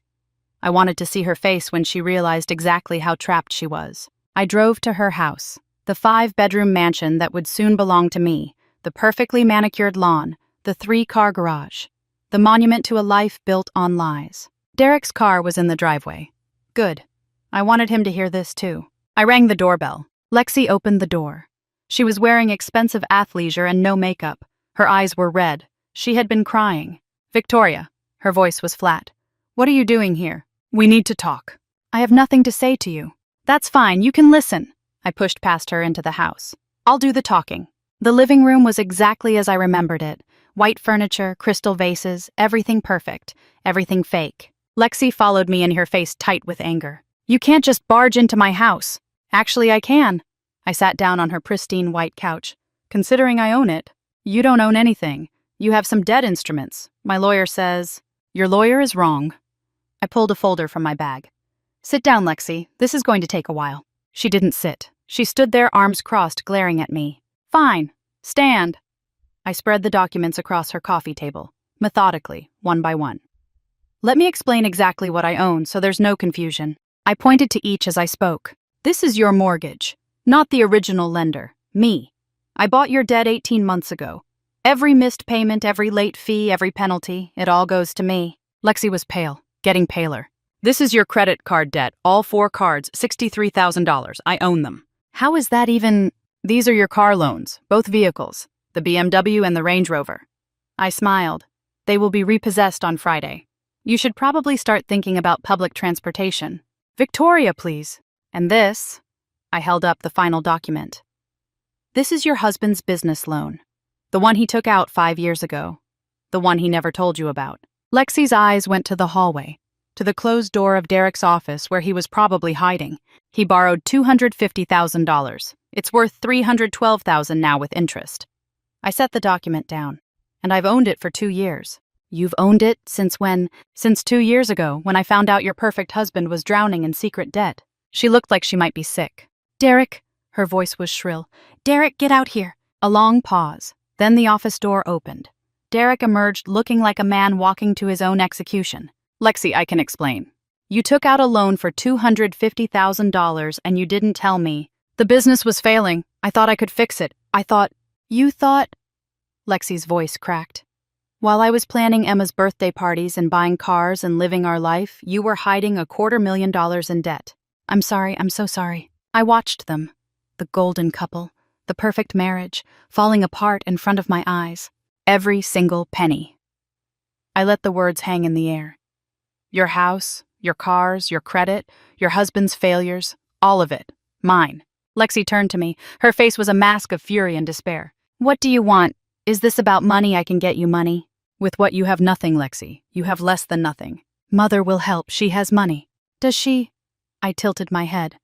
Are you sure about that? Something flickered in Lexi's eyes. Doubt. Derek stood in the corner, frozen. Unable to speak. Unable to defend himself. The man who had hidden $250,000 in debt while his wife threw elaborate parties and bought designer handbags. "You know what the funny part is," I said. "All those years you looked down on me, called my job boring, called me practical, called me less than." I gestured at the documents on the table. And the whole time the boring little numbers girl was watching, learning, waiting. "Victoria, please," Lexi's voice cracked. "I know I wasn't always kind. I know I said things I shouldn't have. But we're family. We grew up together. That has to mean something. Does it? Did it mean something when you told Sophie to help the servants? Did it mean something when you called my work boring in front of all your friends? Did it mean something every single time you made me feel like I was less than you?" Lexi was crying now, mascara running down her perfect face. I'm sorry, okay, I was wrong. I'll do better. I'll change." "It's too late for that." I stood up. 34 years too late. I walked toward the door. "Victoria, wait." Lexi's voice was pleading now, desperate. "We're family, we're sisters." I turned back to look at her. At the woman who had tormented me my entire childhood. At the golden girl who always got everything while I got nothing. "No, we're not." The truth of those words hit both of us at the same time. Lexi didn't know yet. Didn't know about Elena. Didn't know we shared only half our blood. But she would. Soon enough, she would know everything. I left her standing in her perfect living room, surrounded by her perfect things, watching her perfect life crumble to dust. I was almost to my car when Derek caught up with me. "Victoria, please." He was breathing hard, sweating. "I need to talk to you." I think I've said everything I needed to say. Not about the debt, about something else. He glanced back at the house. "Not here. Can we meet somewhere tonight?" "Why would I do that?" "Because I have information. About Margaret. About things you don't know." His eyes were desperate. "Please, just hear me out." I studied him. Derek had always been weak, always taking the easy path, always looking for someone else to solve his problems. But desperate men sometimes told the truth. "Tonight," I said, 8 o'clock my house. Thank you, Victoria." I got in my car and drove away. Marcus was waiting when I got home. "How did it go?" "She's destroyed. Derek, too." I sat down heavily. "But something's wrong. Derek wants to meet tonight. Says he has information about Margaret." Marcus was quiet for a moment. Then he reached into his briefcase and pulled out a folder. "I think I know what he wants to tell you." I looked at the folder. Thick, full of documents. "What is that?" "I've been investigating," he said. "For weeks. Since I realized what you were planning, I started digging, making calls, using my contacts. The late nights, the secret phone calls." He nodded. "I wanted to be sure before I told you. I didn't want to get your hopes up if I was wrong." "About what?" "About Derek. About where his money problems really started. About why Margaret has been making mysterious cash withdrawals for 3 years." He handed me the folder. "I'm a corporate lawyer," he said. "I know how to follow money, and this money—" He tapped the folder. "This money tells a story." I opened it. Bank statements. Margaret's bank statements. Showing large cash withdrawals. 20,000 here, 15,000 there, every month for 3 years. Where is this money going? That's what I couldn't figure out at first. Margaret doesn't have expensive habits. No gambling, no secret boyfriend, no investments that would require cash. So where? I found it last week. A pattern. Every withdrawal matches a deposit in an account registered to a shell company owned by Derek Morrison. The words hit me like a wall. Derek is blackmailing Margaret. Has been for 3 years. Since right after your father's funeral. I stared at the documents, trying to make sense of what I was seeing. But why? What does Derek have on Margaret? That's what I'm hoping he'll tell us tonight. Derek arrived at 8 o'clock exactly. He looked terrible. Pale, haggard, like a man who hadn't slept in days. Marcus and I were waiting in the living room. I had sent Sophie to stay with a friend for the night. I didn't want her to hear what was coming. "Sit down," I said. Derek sat, his hands were shaking. "Before you say anything," Marcus said, "I want you to know that I've already traced the money. I know about the payments from Margaret. I know about the shell company." Derek went even paler. "I was going to tell you. That's why I'm here." "Then tell us," I said, "everything." He took a deep breath. 3 years ago, he said. "Right after your father's funeral, I was helping Margaret clear out his study. She asked me to sort through files, find anything related to the business." He paused, swallowed. "I found things she didn't want anyone to see. Hidden in a drawer that wasn't locked properly. Birth certificates, custody papers, letters about a woman named Elena. My heart was pounding. And you blackmailed her. I didn't mean to. His face crumpled. I was desperate. My business had already failed by then. I was in debt up to my eyeballs. I thought if I asked Margaret for a loan just as family, she'd help. But she said no. She laughed at me, told me to figure out my own problems, told me I wasn't really family, just someone who married into it. His voice was bitter. So I mentioned what I'd found, hinted that it would be unfortunate if anyone else discovered it. She paid you. That same day, cash, $200,000, just to keep quiet. I felt sick. $200,000, the price of my identity. And she's been paying you ever since. Derek nodded miserably.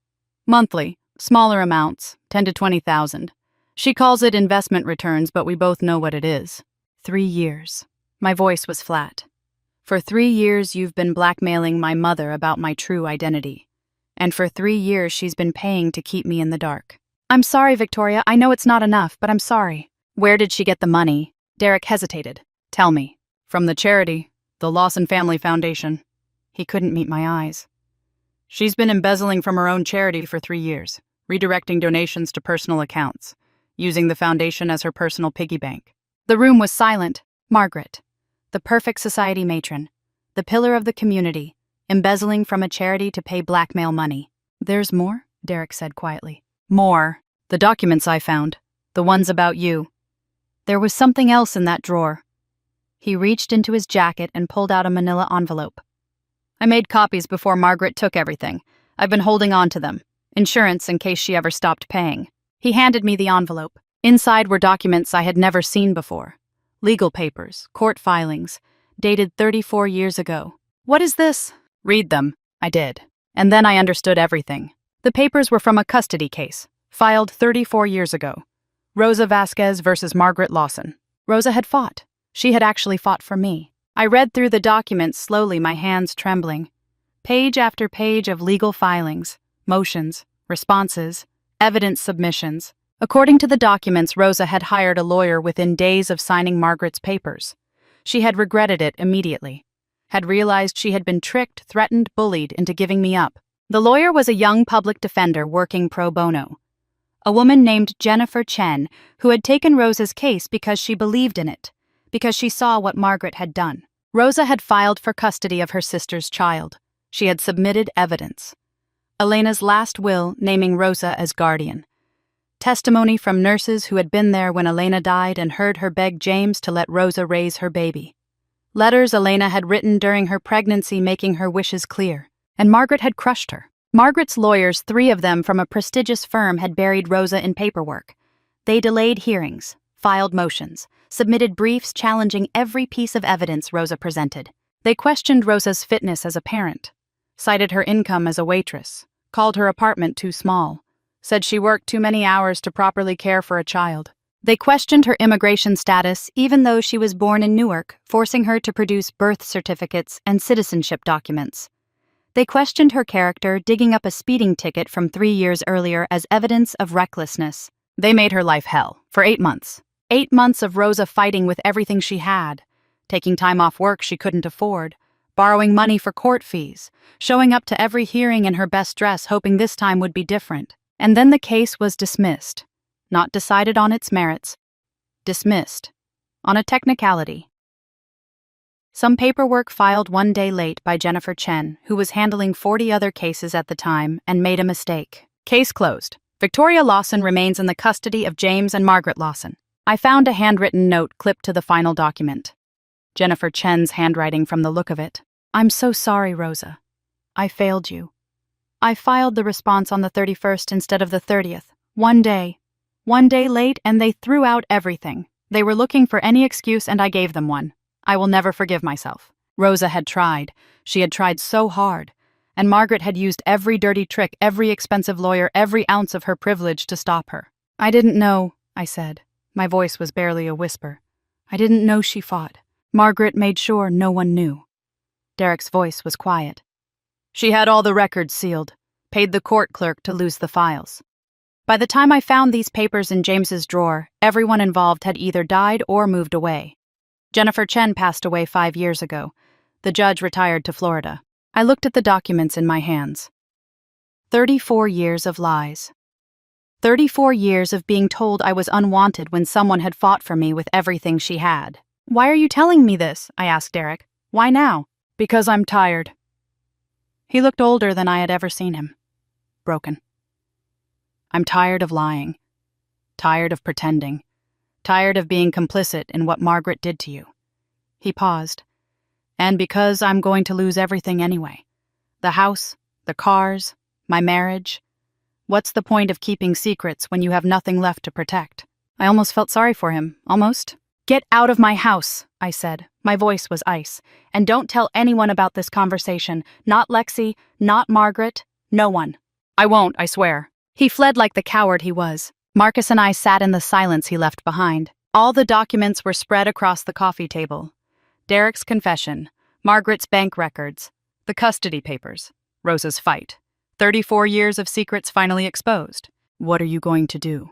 Marcus asked quietly. I looked at the evidence. The blackmail, the embezzlement, the lies that stretched back to the day I was born. Margaret thinks she's been protecting a secret. She thinks if she buries me in threats, I'll back down. I met my husband's eyes. She doesn't know that I just got the key to her entire house of cards. "The question is whether you're going to use it." I touched the folder, the proof of everything Margaret had done, the ammunition I needed to destroy her completely. "I'm going to finish what I started." And Rosa, the custody fight? I thought about my aunt. The woman who had hired a lawyer on a waitress's salary, who had fought for 8 months against impossible odds, who had never stopped looking for me even after she lost. "I'm going to tell her." My voice was thick. "I'm going to tell her that I know she fought, that I know it wasn't her fault." Marcus reached over and took my hand. "You're not just fighting for revenge anymore, are you?" "No." I looked at the documents, Rosa's documents, the proof of a love that had never stopped. "I'm fighting for the truth, and I'm fighting for the family I should have had all along." The night was quiet. Sophie was at her friend's house, safe and unknowing. The documents were spread across the table like pieces of a puzzle finally coming together. "What happens now?" Marcus asked. "Tomorrow, I start building the case. Everything Derek told us, everything in these documents. Margaret's embezzlement, the custody fight she buried, the blackmail she's been paying." I gathered the papers carefully. She thought she could threaten me into silence. She thought I would back down like Rosa did 34 years ago. "But you're not backing down." "No." I looked at my husband, at the man who had stood by me through all of this, who had investigated in secret because he wanted to protect me, who had never once told me I was going too far. "I'm not Rosa. I'm not a scared 22-year-old with nothing. I have money. I have evidence. I have a husband who happens to be a very good lawyer." Marcus smiled. "The best. And I have something Margaret never expected me to have." "What's that?" "The truth." I touched the custody documents, Rosa's 8-month fight, the paperwork filed 1 day late, the case that should have changed everything.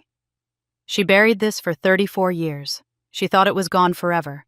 But secrets have a way of coming out. And when this one comes out, I thought about Margaret, about her charity events and her society friends and her reputation as the perfect matriarch, about everything she had built on a foundation of lies and stolen children. When this one comes out, she loses everything, just like she made Rosa lose everything 34 years ago. Marcus nodded slowly. "Then we do it right. Every document, every piece of evidence, every word of testimony. We build a case so solid she can't deny it, can't explain it away, can't buy her way out of it. We do it right," I agreed, "and then we let the truth speak for itself." I looked out the window at the dark sky. Somewhere out there Rosa was waiting. My aunt, my family, the woman who had never stopped looking for me. Somewhere out there, Margaret was sleeping in her mansion confident that her secrets were safe. She was wrong. The reckoning was coming, and this time nothing would stop it. The counterattack came on Wednesday. I was at my desk trying to focus on work when my boss Tom appeared in my doorway. His face was grim. "Victoria, my office, now." I followed him down the hall, my stomach sinking with every step. I knew this was coming. I just hadn't expected it so soon. Tom closed the door behind us. "I received a letter this morning from a lawyer named Richard Blackwell." He sat down heavily. "He's making some serious allegations. Let me guess, conflict of interest, misuse of company resources, personal vendetta disguised as legitimate business." Tom's eyebrows rose. "You knew this was coming." "I knew my sister would fight back, I just didn't know how." "Your sister?" Tom leaned back in his chair. Alexandra Morrison, the woman whose debt portfolio you've been quietly acquiring for 2 years. Everything I did was legal, Tom. Every purchase went through proper channels. I followed every protocol. I believe you. But that's not the point. He rubbed his forehead. The point is, Blackwell is demanding an investigation. He's threatening to go to the SEC if we don't take action. My mind went blank. The SEC, they were escalating. What kind of action? Administrative leave, pending a full internal review. Tom looked genuinely sorry. I'm sorry, Victoria. My hands are tied. If I don't do this, they'll claim we covered for you. For how long? 2 weeks, maybe more, until legal clears you. I nodded slowly. 2 weeks. 2 weeks of sitting at home while my reputation was dragged through the mud. 2 weeks of Lexi and Margaret thinking they had won. I understand. For what it's worth, Tom said as I stood to leave. I don't believe their accusations. You're one of the best analysts I've ever had, but right now the optics are bad. I know. I paused at the door. Thank you for being honest with me. I cleaned out my desk and went home. The house was quiet when I arrived. Sophie was at school. Marcus was at work. I sat in the living room and stared at the wall trying to process what had just happened. 2 years of planning, 2 years of patience, and now it was all unraveling. My phone buzzed. A video from Patricia. No message, just a link. I clicked it. The video showed Lexi's driveway. Her beautiful circular driveway with the imported Italian pavers. 2 men in uniforms were hooking her BMW to a tow truck. And there was Lexi, running out of the house in her bathrobe, mascara already running, screaming at the men to stop. Derek was behind her trying to pull her back, looking like he wanted to disappear into the ground. The neighbors were watching. I could see them on their porches and their windows, witnessing the fall of the neighborhood's golden couple. The video lasted 3 minutes. 3 minutes of Lexi's perfect life being dragged away on the back of a truck. I should have felt satisfaction. This was what I wanted, wasn't it? This was justice. But all I felt was empty. Everything felt hollow. I closed the video and put down my phone. Was this really what victory looked like? The phone call from Margaret came that afternoon. I almost didn't answer. But something in me wanted to hear what she had to say. Wanted to face her, even if only through a phone line. Victoria, her voice was ice. I hope you're proud of yourself. What do you want, Margaret? To offer you one last chance. Walk away from this madness. Drop your claims against Alexandra. Let things go back to normal. Normal. I laughed. It was a bitter sound. There is no normal. There never was. You're destroying this family. This family was destroyed long before I did anything. You made sure of that. Silence on the line. Then Margaret's voice changed. Quieter. More dangerous. You think I kept you out of cruelty? You think I raised you because your father forced me to? Didn't you? I saved you, Victoria. The words stopped me cold. What are you talking about? Elena's family did not want you. Her sister Rosa, she refused to take you, called you the product of sin, of adultery, of shame. Margaret's voice was sharp with old bitterness. She wanted you put in the foster system, wanted nothing to do with her sister's bastard child. I couldn't speak. The floor shifted beneath me.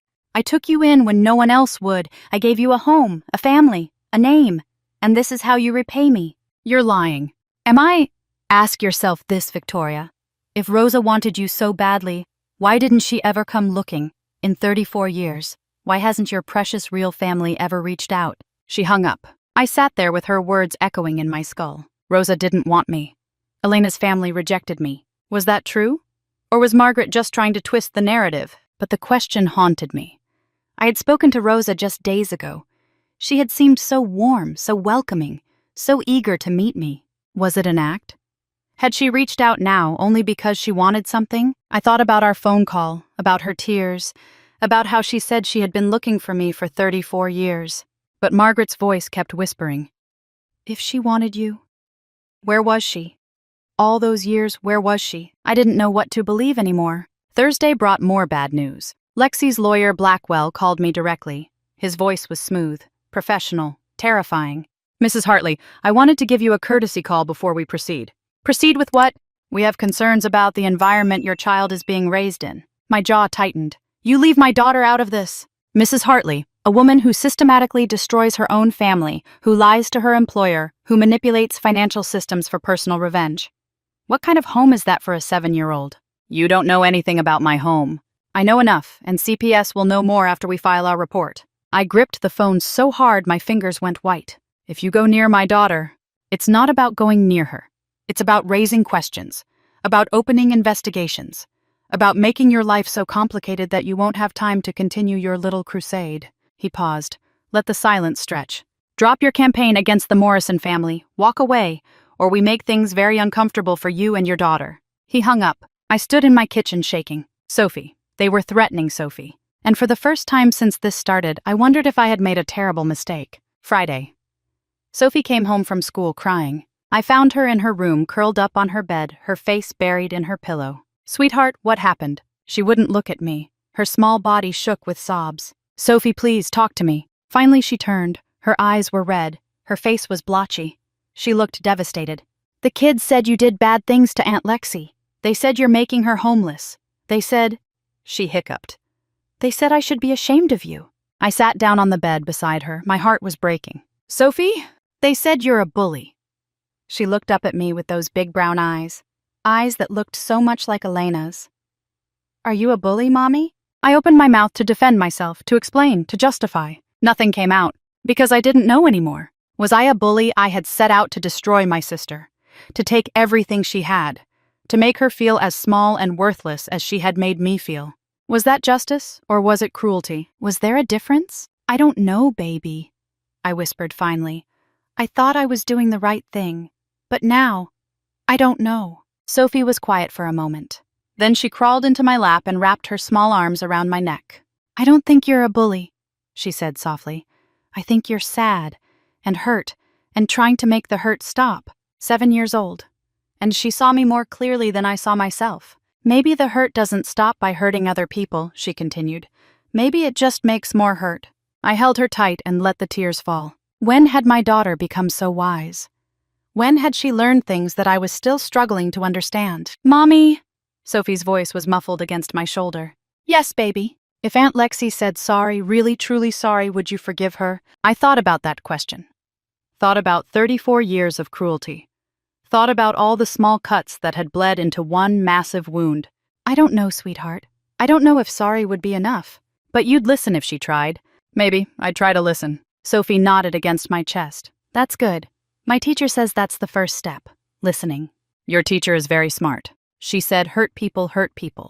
And the only way to stop is for someone to choose to be kind first. Sophie looked up at me.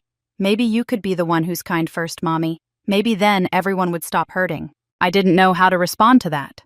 Didn't know if I had the strength to be kind to people who had been cruel to me my whole life. But Sophie's words planted a seed, a tiny seed of doubt about the path I was on. I love you, Sophie. I love you too, Mommy. We sat there together as the afternoon light faded. Mother and daughter. Two broken hearts trying to find their way. Saturday was supposed to be the day I met Rosa, but I couldn't go. Margaret's words kept echoing in my head. Rosa didn't want you. She rejected you. Called you the product of sin. What if it was true?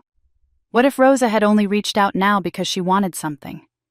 Money, maybe? Or revenge against Margaret? Or some other agenda I couldn't see? I texted Rosa that morning. Something came up. Can we reschedule? Her response came quickly. Of course. Whenever you're ready. I've waited 34 years. I can wait a little longer. I stared at the message. Was that patience or was it guilt? I didn't know. I didn't know anything anymore. Marcus found me in the living room that evening, staring at nothing. Victoria, are you okay? No. My voice was hollow. I'm not okay. He sat down beside me close but not touching, giving me space but letting me know he was there. Tell me. So I told him. About Blackwell's threats, about Sophie's question, about Margaret's claim that Rosa had rejected me, about the car repossession video and how empty it made me feel, about everything. He listened without interrupting. That was one of the things I loved about Marcus. He never rushed to fix things. He listened first. When I finished, he was quiet for a long moment. That's a lot, he said finally. That's a lot for 1 week. I know. And the CPS threat, that's real. Real enough. Blackwell is ruthless. He'll do whatever it takes to protect his clients. He can't actually take Sophie. You haven't done anything wrong. I know that. You know that. But do you know what a CPS investigation does? Even a baseless one? I shook my head. It creates records. It raises questions. It follows you forever. Even if they close it, the stigma remains. Marcus's jaw tightened. We could fight it. I know lawyers who specialize in this kind of thing. And spend how long? How much money? How much of Sophie's childhood tied up in court? I put my head in my hands. This was supposed to be simple. Expose their lies, take what they owed, walk away. But it's not simple. No, it's not. We sat in silence for a moment. Outside, the sun was setting. The sky turned orange, then pink, then purple. Do you believe her? Marcus asked finally. Margaret about Rosa. I looked at my hands. I don't know. She's lied about everything else. Why would she tell the truth about this? Then why are you letting her words get to you? I thought about that question. Really thought about it. Marcus was quiet for a long moment. You know what I think, he said finally. I think Margaret is a master manipulator. I think she knows exactly which buttons to push. And I think she's trying to make you doubt yourself because she's scared. Scared of what? Scared that you're winning. Scared that her secrets are coming out. Scared that for the first time in 34 years, someone is fighting back. I wanted to believe him. I wanted to believe that Margaret was lying, that Rosa was real, that there was a family out there who actually wanted me. But the doubt was too strong. The years of being told I was worthless had left their mark. And now when someone offered me love, I couldn't trust it. Maybe I was too broken to trust anything anymore. That night after Marcus went to bed, I sat alone in the darkness. The house was silent. The only sound was the ticking of the grandfather clock in the hallway, a clock that had been a wedding gift from Margaret. Even her presence haunted this house. I walked to the window and stared out at the empty street. Somewhere out there, Lexi was probably crying herself to sleep in a house she was about to lose. Derek was probably planning his escape. Margaret was probably scheming her next move. And here I was, the woman who had started all of this, sitting alone in the dark, wondering if she had made a terrible mistake. The doubts crowded in like shadows. What if Margaret was right?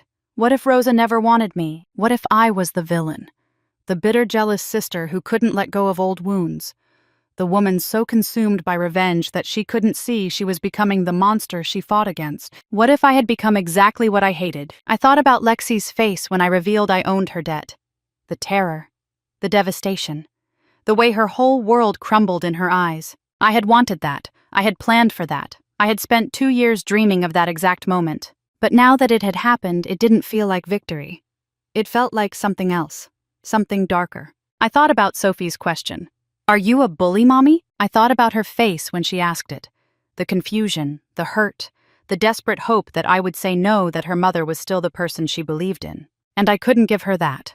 I couldn't tell her no, because I wasn't sure anymore. I thought about the CPS threat, the possibility of losing Sophie, the one person who mattered more than revenge, more than justice, more than anything. Was it worth it? All of this pain, all of this destruction. Was it worth risking my daughter? I walked back to the couch and sat down heavily. My phone was on the coffee table. Patricia's name glowed on the screen from her earlier message. Maybe I should stop. Maybe I should walk away. Let the foreclosure proceed on its own. Let time and karma do their work. Let Sophie grow up with a mother who wasn't consumed by hatred. But then I remembered. Sophie at the party. Frozen, humiliated, told she belonged with the servants. I remembered my own childhood. The piano competition. The third-place ribbon. Victoria put it in your room.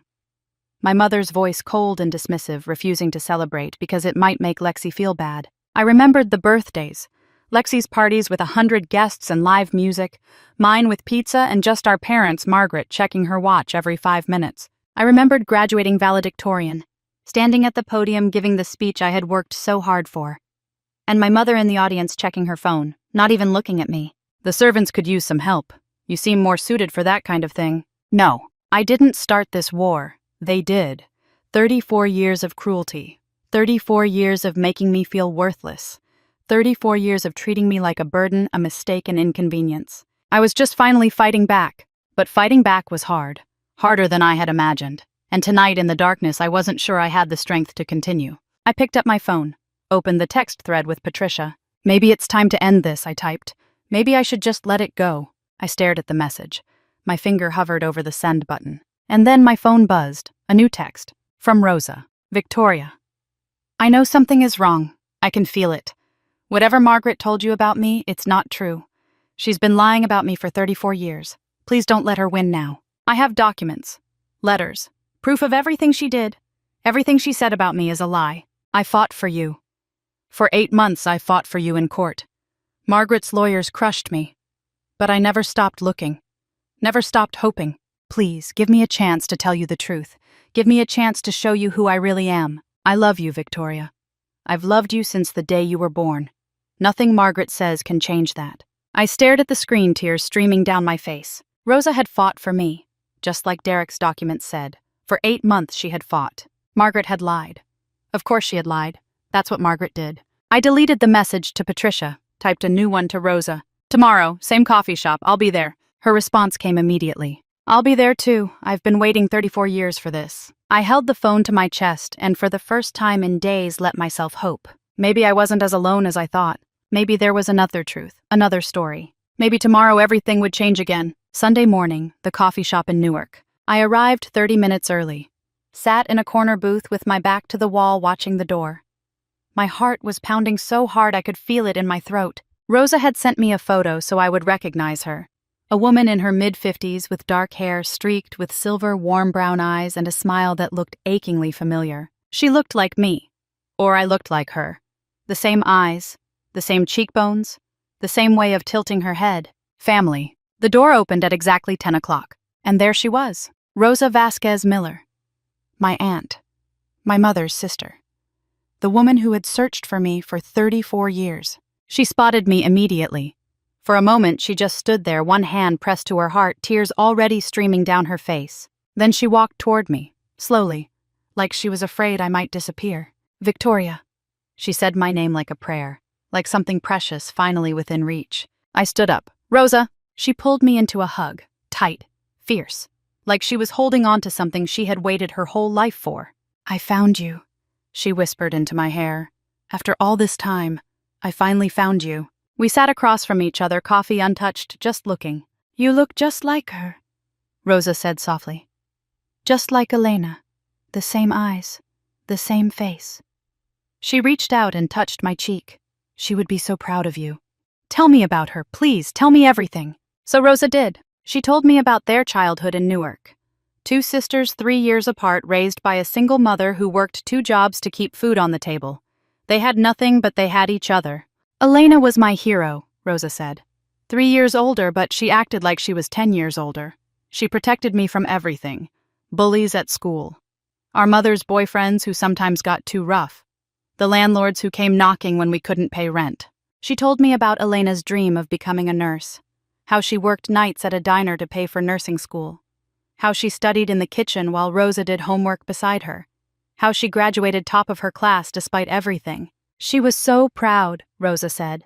The first person in our family to finish college. Our mother cried at the graduation. Good tears for once. She told me about James. How Elena met him at the hospital, a wealthy businessman who had come in for heart palpitations. How he kept coming back, scheduling unnecessary appointments just to see her. She knew it was wrong, Rosa said. She knew he was married. She tried to stay away. For months she tried. But he was persistent, and he was kind, and he looked at her like she was the most important person in the world. Did she love him? With everything she had.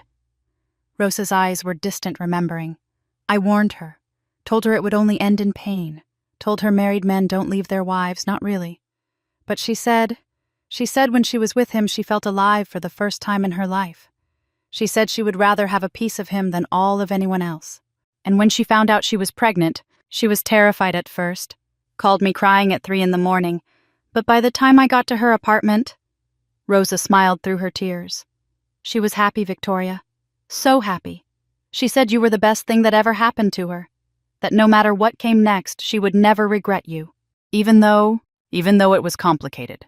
Even though she knew she would have to raise you alone. Even though James couldn't leave his wife. Rosa reached across the table and took my hand. She didn't care about any of that. She only cared about you. From the moment she knew you existed, you were her whole world. Margaret told me something, I said carefully. She said you didn't want me. That you called me the product of sin. That you wanted me put in foster care. Rosa's face went hard, harder than I had seen it. She said that yesterday on the phone. Victoria. Rosa took both my hands. Her grip was fierce. I fought for you. I begged. I showed up at their house 3 times. The first time they called the police. The second time Margaret's lawyers met me at the door with a restraining order. The third time, She paused, steadied herself. The third time Margaret came to my apartment with 2 men. They showed me photographs of me, walking to work, at the grocery store, outside my building. They had been following me for weeks. She had you surveilled. She said if I ever tried to contact you again, she would destroy me, file false charges, claim I was stalking, get me arrested, deported. Rosa's voice shook with old rage. My family had only been citizens for 1 generation. She knew that scared me. She used it. What did you do? What could I do? I was 22 years old. I made minimum wage. I had no lawyers, no money, no power. Rosa's eyes were bright with tears. She made me sign papers, gave me money I didn't want, and then she told me to disappear, that you would have a better life without me, that I should forget you ever existed. But you didn't forget. Not for 1 single day. Rosa squeezed my hands. Every birthday I lit a candle. Every Christmas I bought you a present and kept it hoping that someday. Her voice broke. I have a room, she said, in my house, full of birthday presents, 34 of them, all wrapped, all waiting. I never stopped believing I would find you. Something broke inside me. 34 years of lies. 34 presents wrapped and waiting. A love that never gave up even when there was no hope. You were never unwanted, Victoria. You were stolen. And I have spent 34 years waiting to get you back. Rosa reached into her bag and pulled out a worn leather folder. I brought everything, every document I saved, every letter, every piece of evidence. She spread them across the table. Letters from Margaret's lawyers threatening legal action. Surveillance photos of Rosa from 34 years ago. Court documents from the custody case that was dismissed on a technicality. And something else. A stack of letters in Elena's handwriting, yellowed with age, carefully preserved in plastic sleeves. These are the letters Elena wrote to you before you were born, Rosa said. She wrote one every week, talking to you, telling you about her day, making plans for your future. I picked up the first letter with trembling hands. My darling baby, it began. Today I felt you kick for the first time. Just a flutter like butterfly wings. But I knew it was you, my little miracle. I can't wait to meet you. I can't wait to hold you in my arms and tell you how much I love you. I read through the letters one by one, pages and pages of a mother talking to her unborn child. Week 12. I bought your first outfit today. A tiny yellow dress with ducks on it. Rosa says yellow is for when you don't know if it's a boy or a girl, but I know. I know you're a girl. I can feel it. My little Victoria. Week 18. Your father came to see me today. He brought flowers and cried when he felt you kick.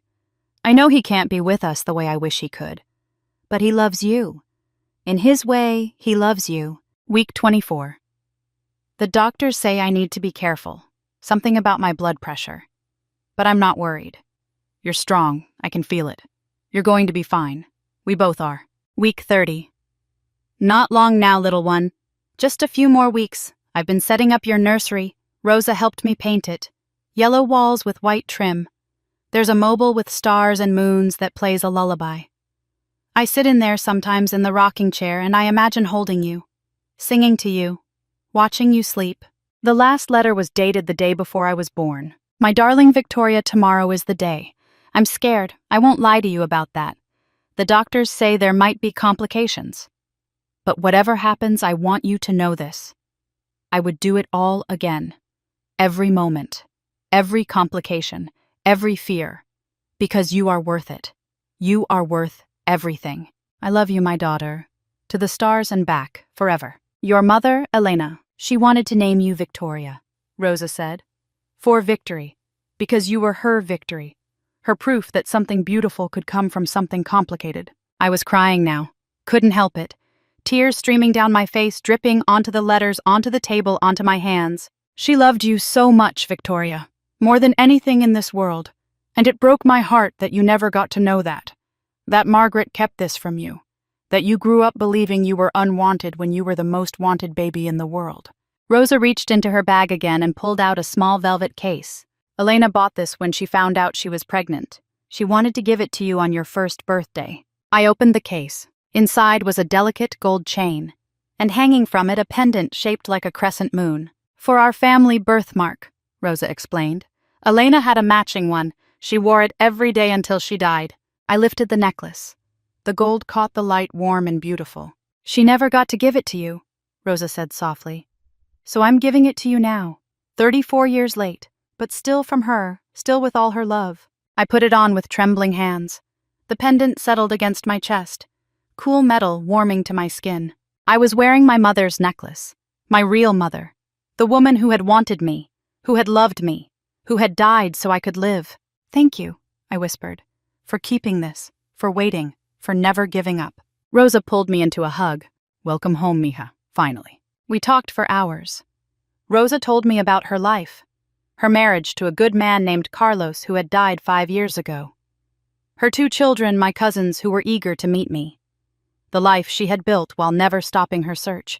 She told me about the DNA test, how she had submitted her sample years ago hoping against hope, how 3 weeks ago she had gotten a match, first cousin or closer, Victoria Hartley. I almost didn't believe it, she said. After all this time, I thought it must be a mistake. It wasn't a mistake. No, she smiled through her tears. It wasn't. I told her about my life too, about Marcus and Sophie, about growing up feeling invisible in my own family, about the revenge I had planned and executed against Lexi. Rosa listened without judgment. Margaret made you feel worthless, she said when I finished. She stole you and then punished you for existing, what you did to Lexi. She shrugged. I understand. I might have done the same. But the question is, what comes next? Do you keep fighting, keep destroying, or do you find a way to let go? I thought about that, about Sophie's question, about the CPS threats, about everything I had set in motion. I don't know if I can let go, I admitted. Not yet. Margaret is still out there, still lying, still pretending to be the victim. Then don't let go. Rosa's voice was firm. Finish it. Expose her. Make sure everyone knows the truth. She took my hand. But when it's over, Victoria, let it be over. Don't spend your whole life fighting ghosts. Trust me, I know what that does to a person. Monday morning, I sat down with Marcus to organize everything. The table was covered in documents. Derek's confession, Margaret's bank records, Rosa's custody papers, Elena's letters, the surveillance photos. 34 years of evidence finally assembled.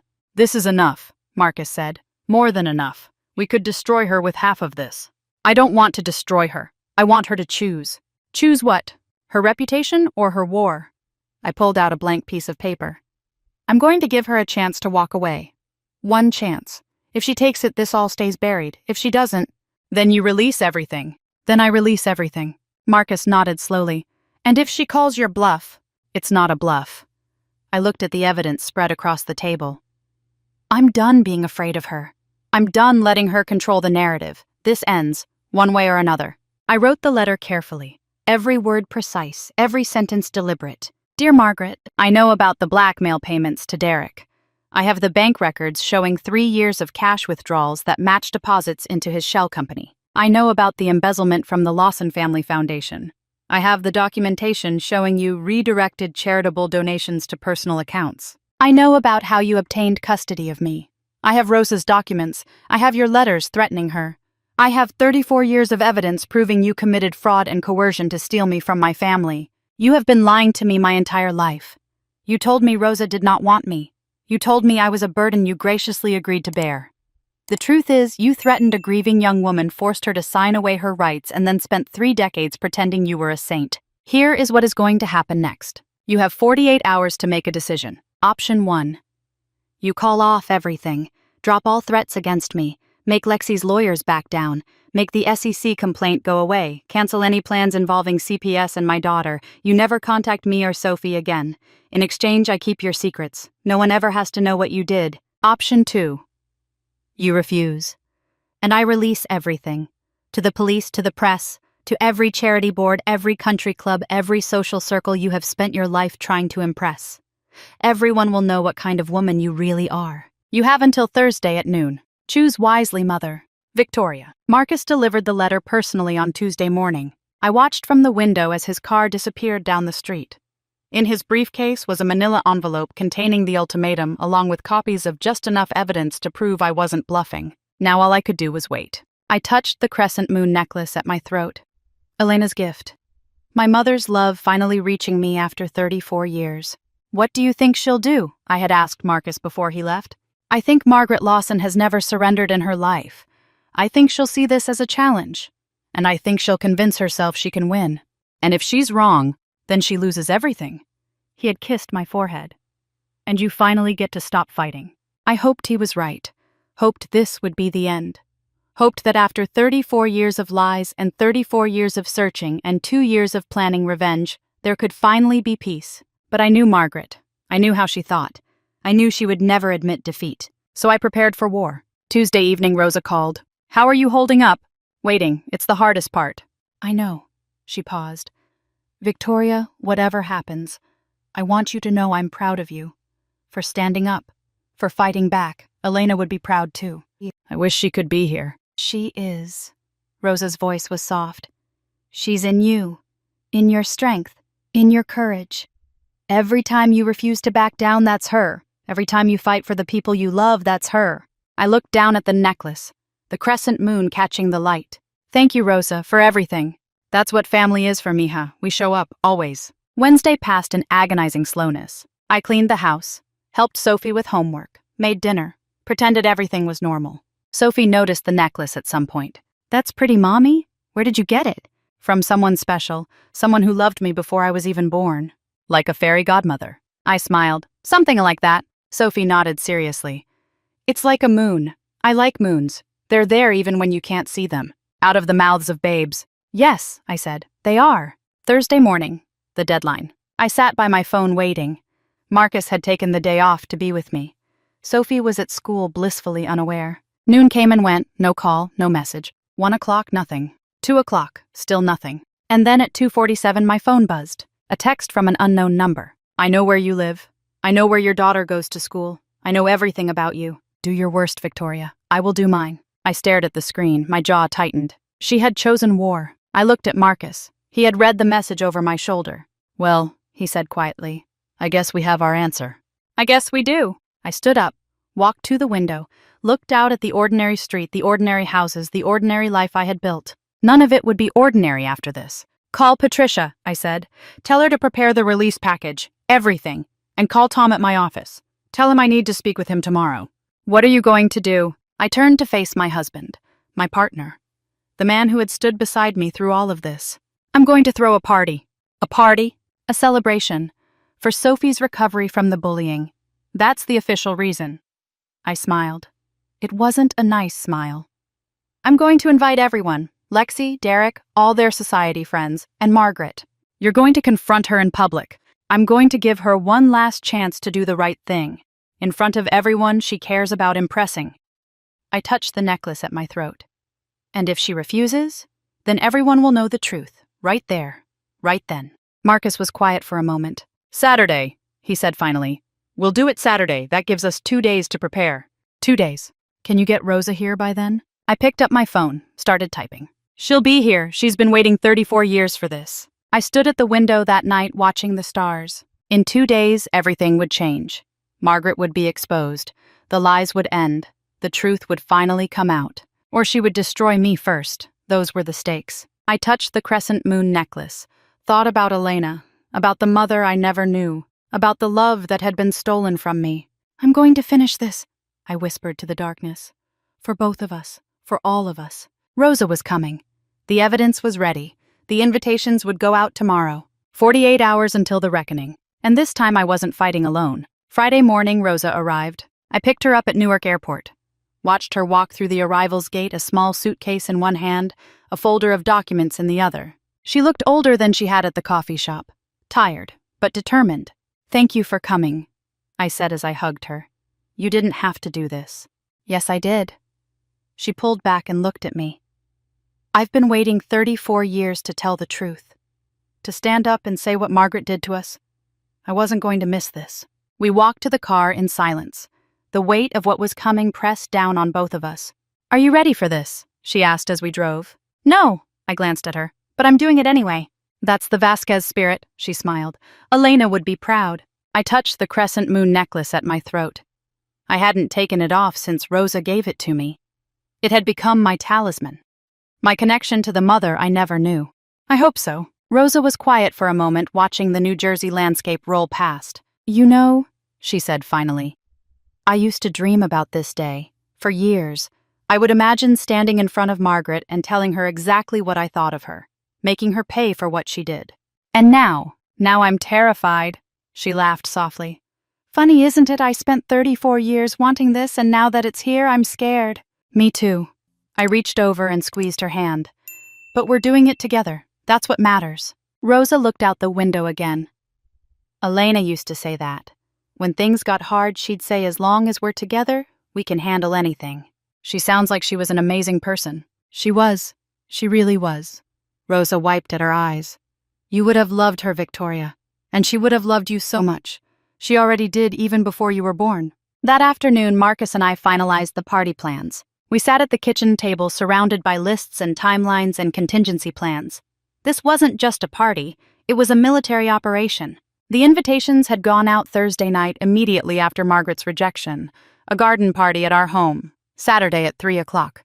Celebrating Sophie's resilience after a difficult few weeks. That was the official story anyway. The guest list was carefully curated. Lexi and Derek, Margaret. The society friends who always attended Margaret's charity events. The neighbors who had witnessed Lexi's car being repossessed.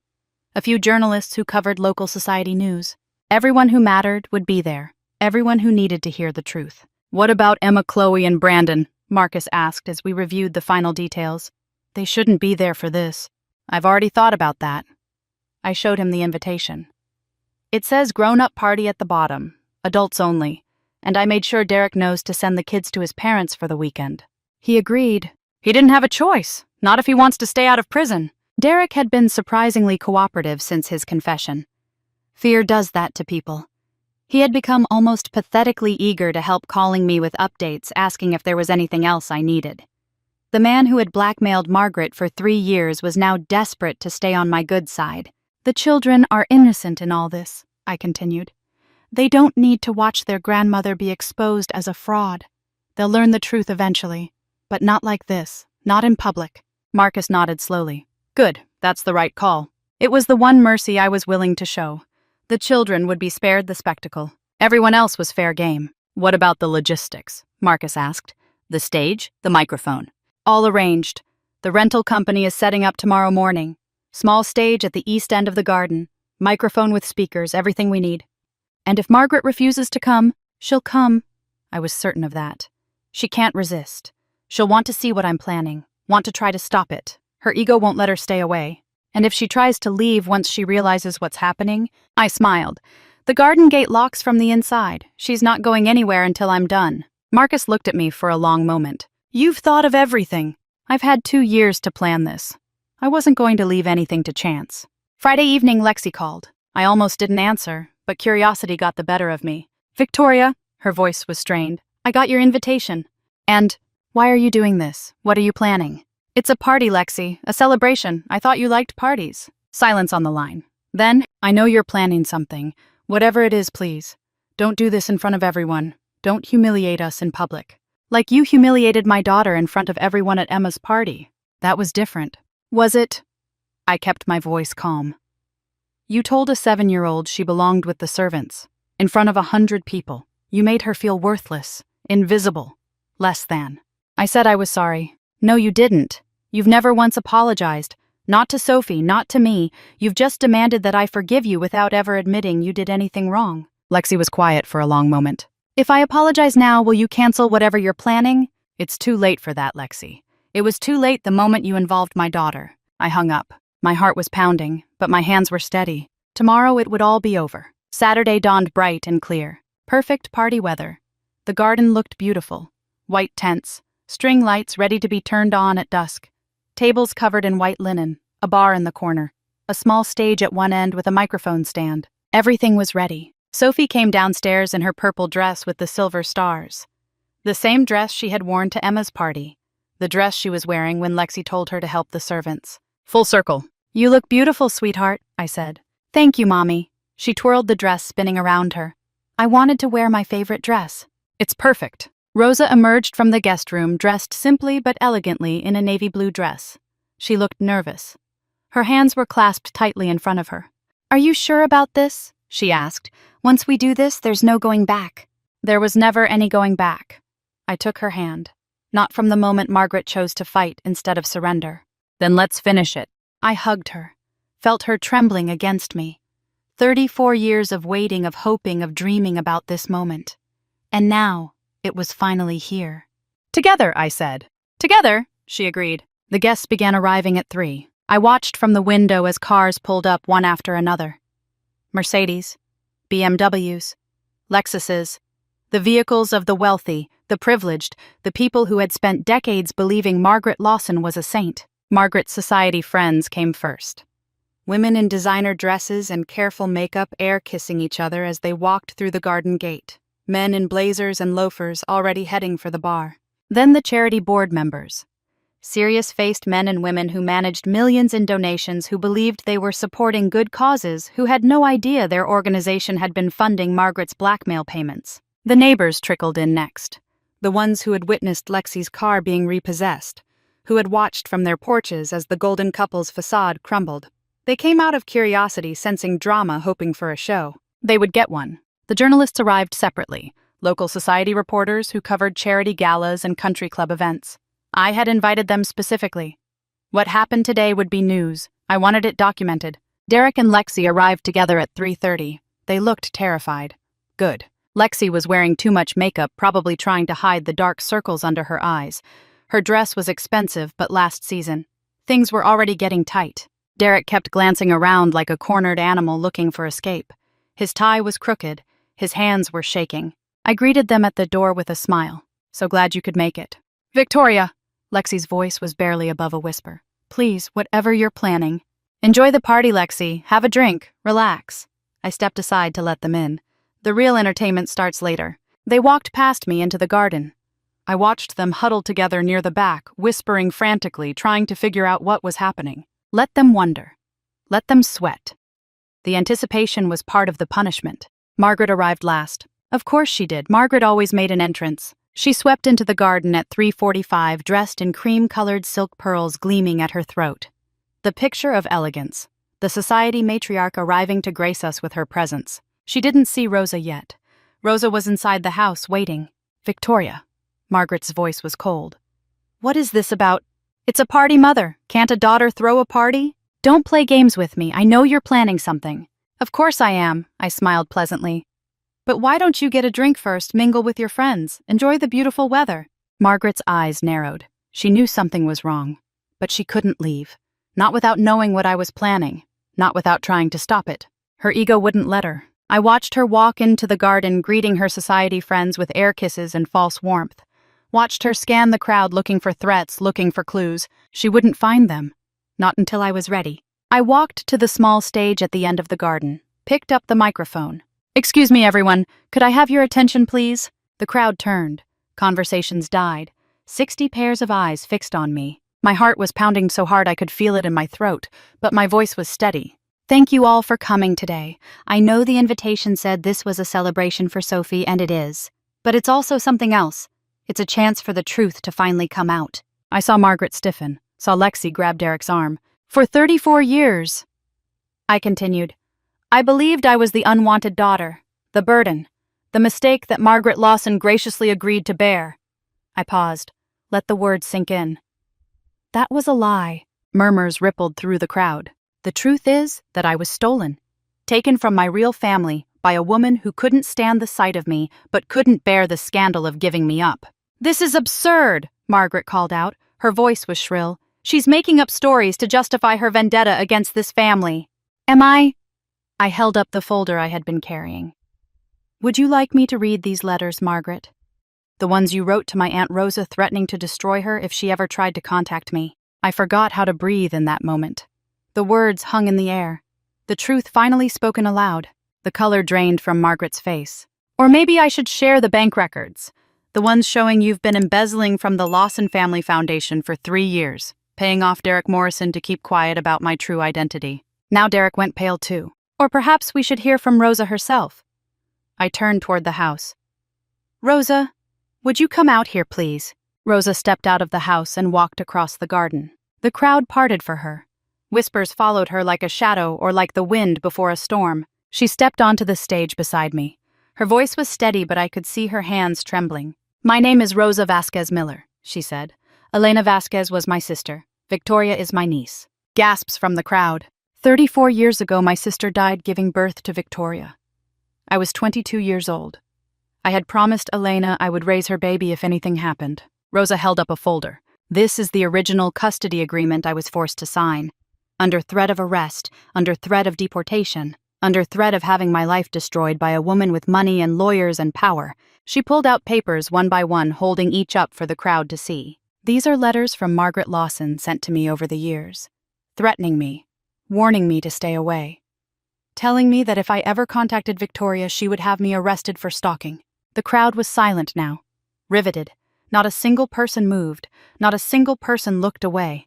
I have been searching for my niece for 34 years. I never stopped. I never gave up. Rosa's voice cracked with emotion. And now finally I can tell the truth. Victoria was stolen from her family. By that woman. She pointed at Margaret. Everything she told Victoria about being unwanted was a lie.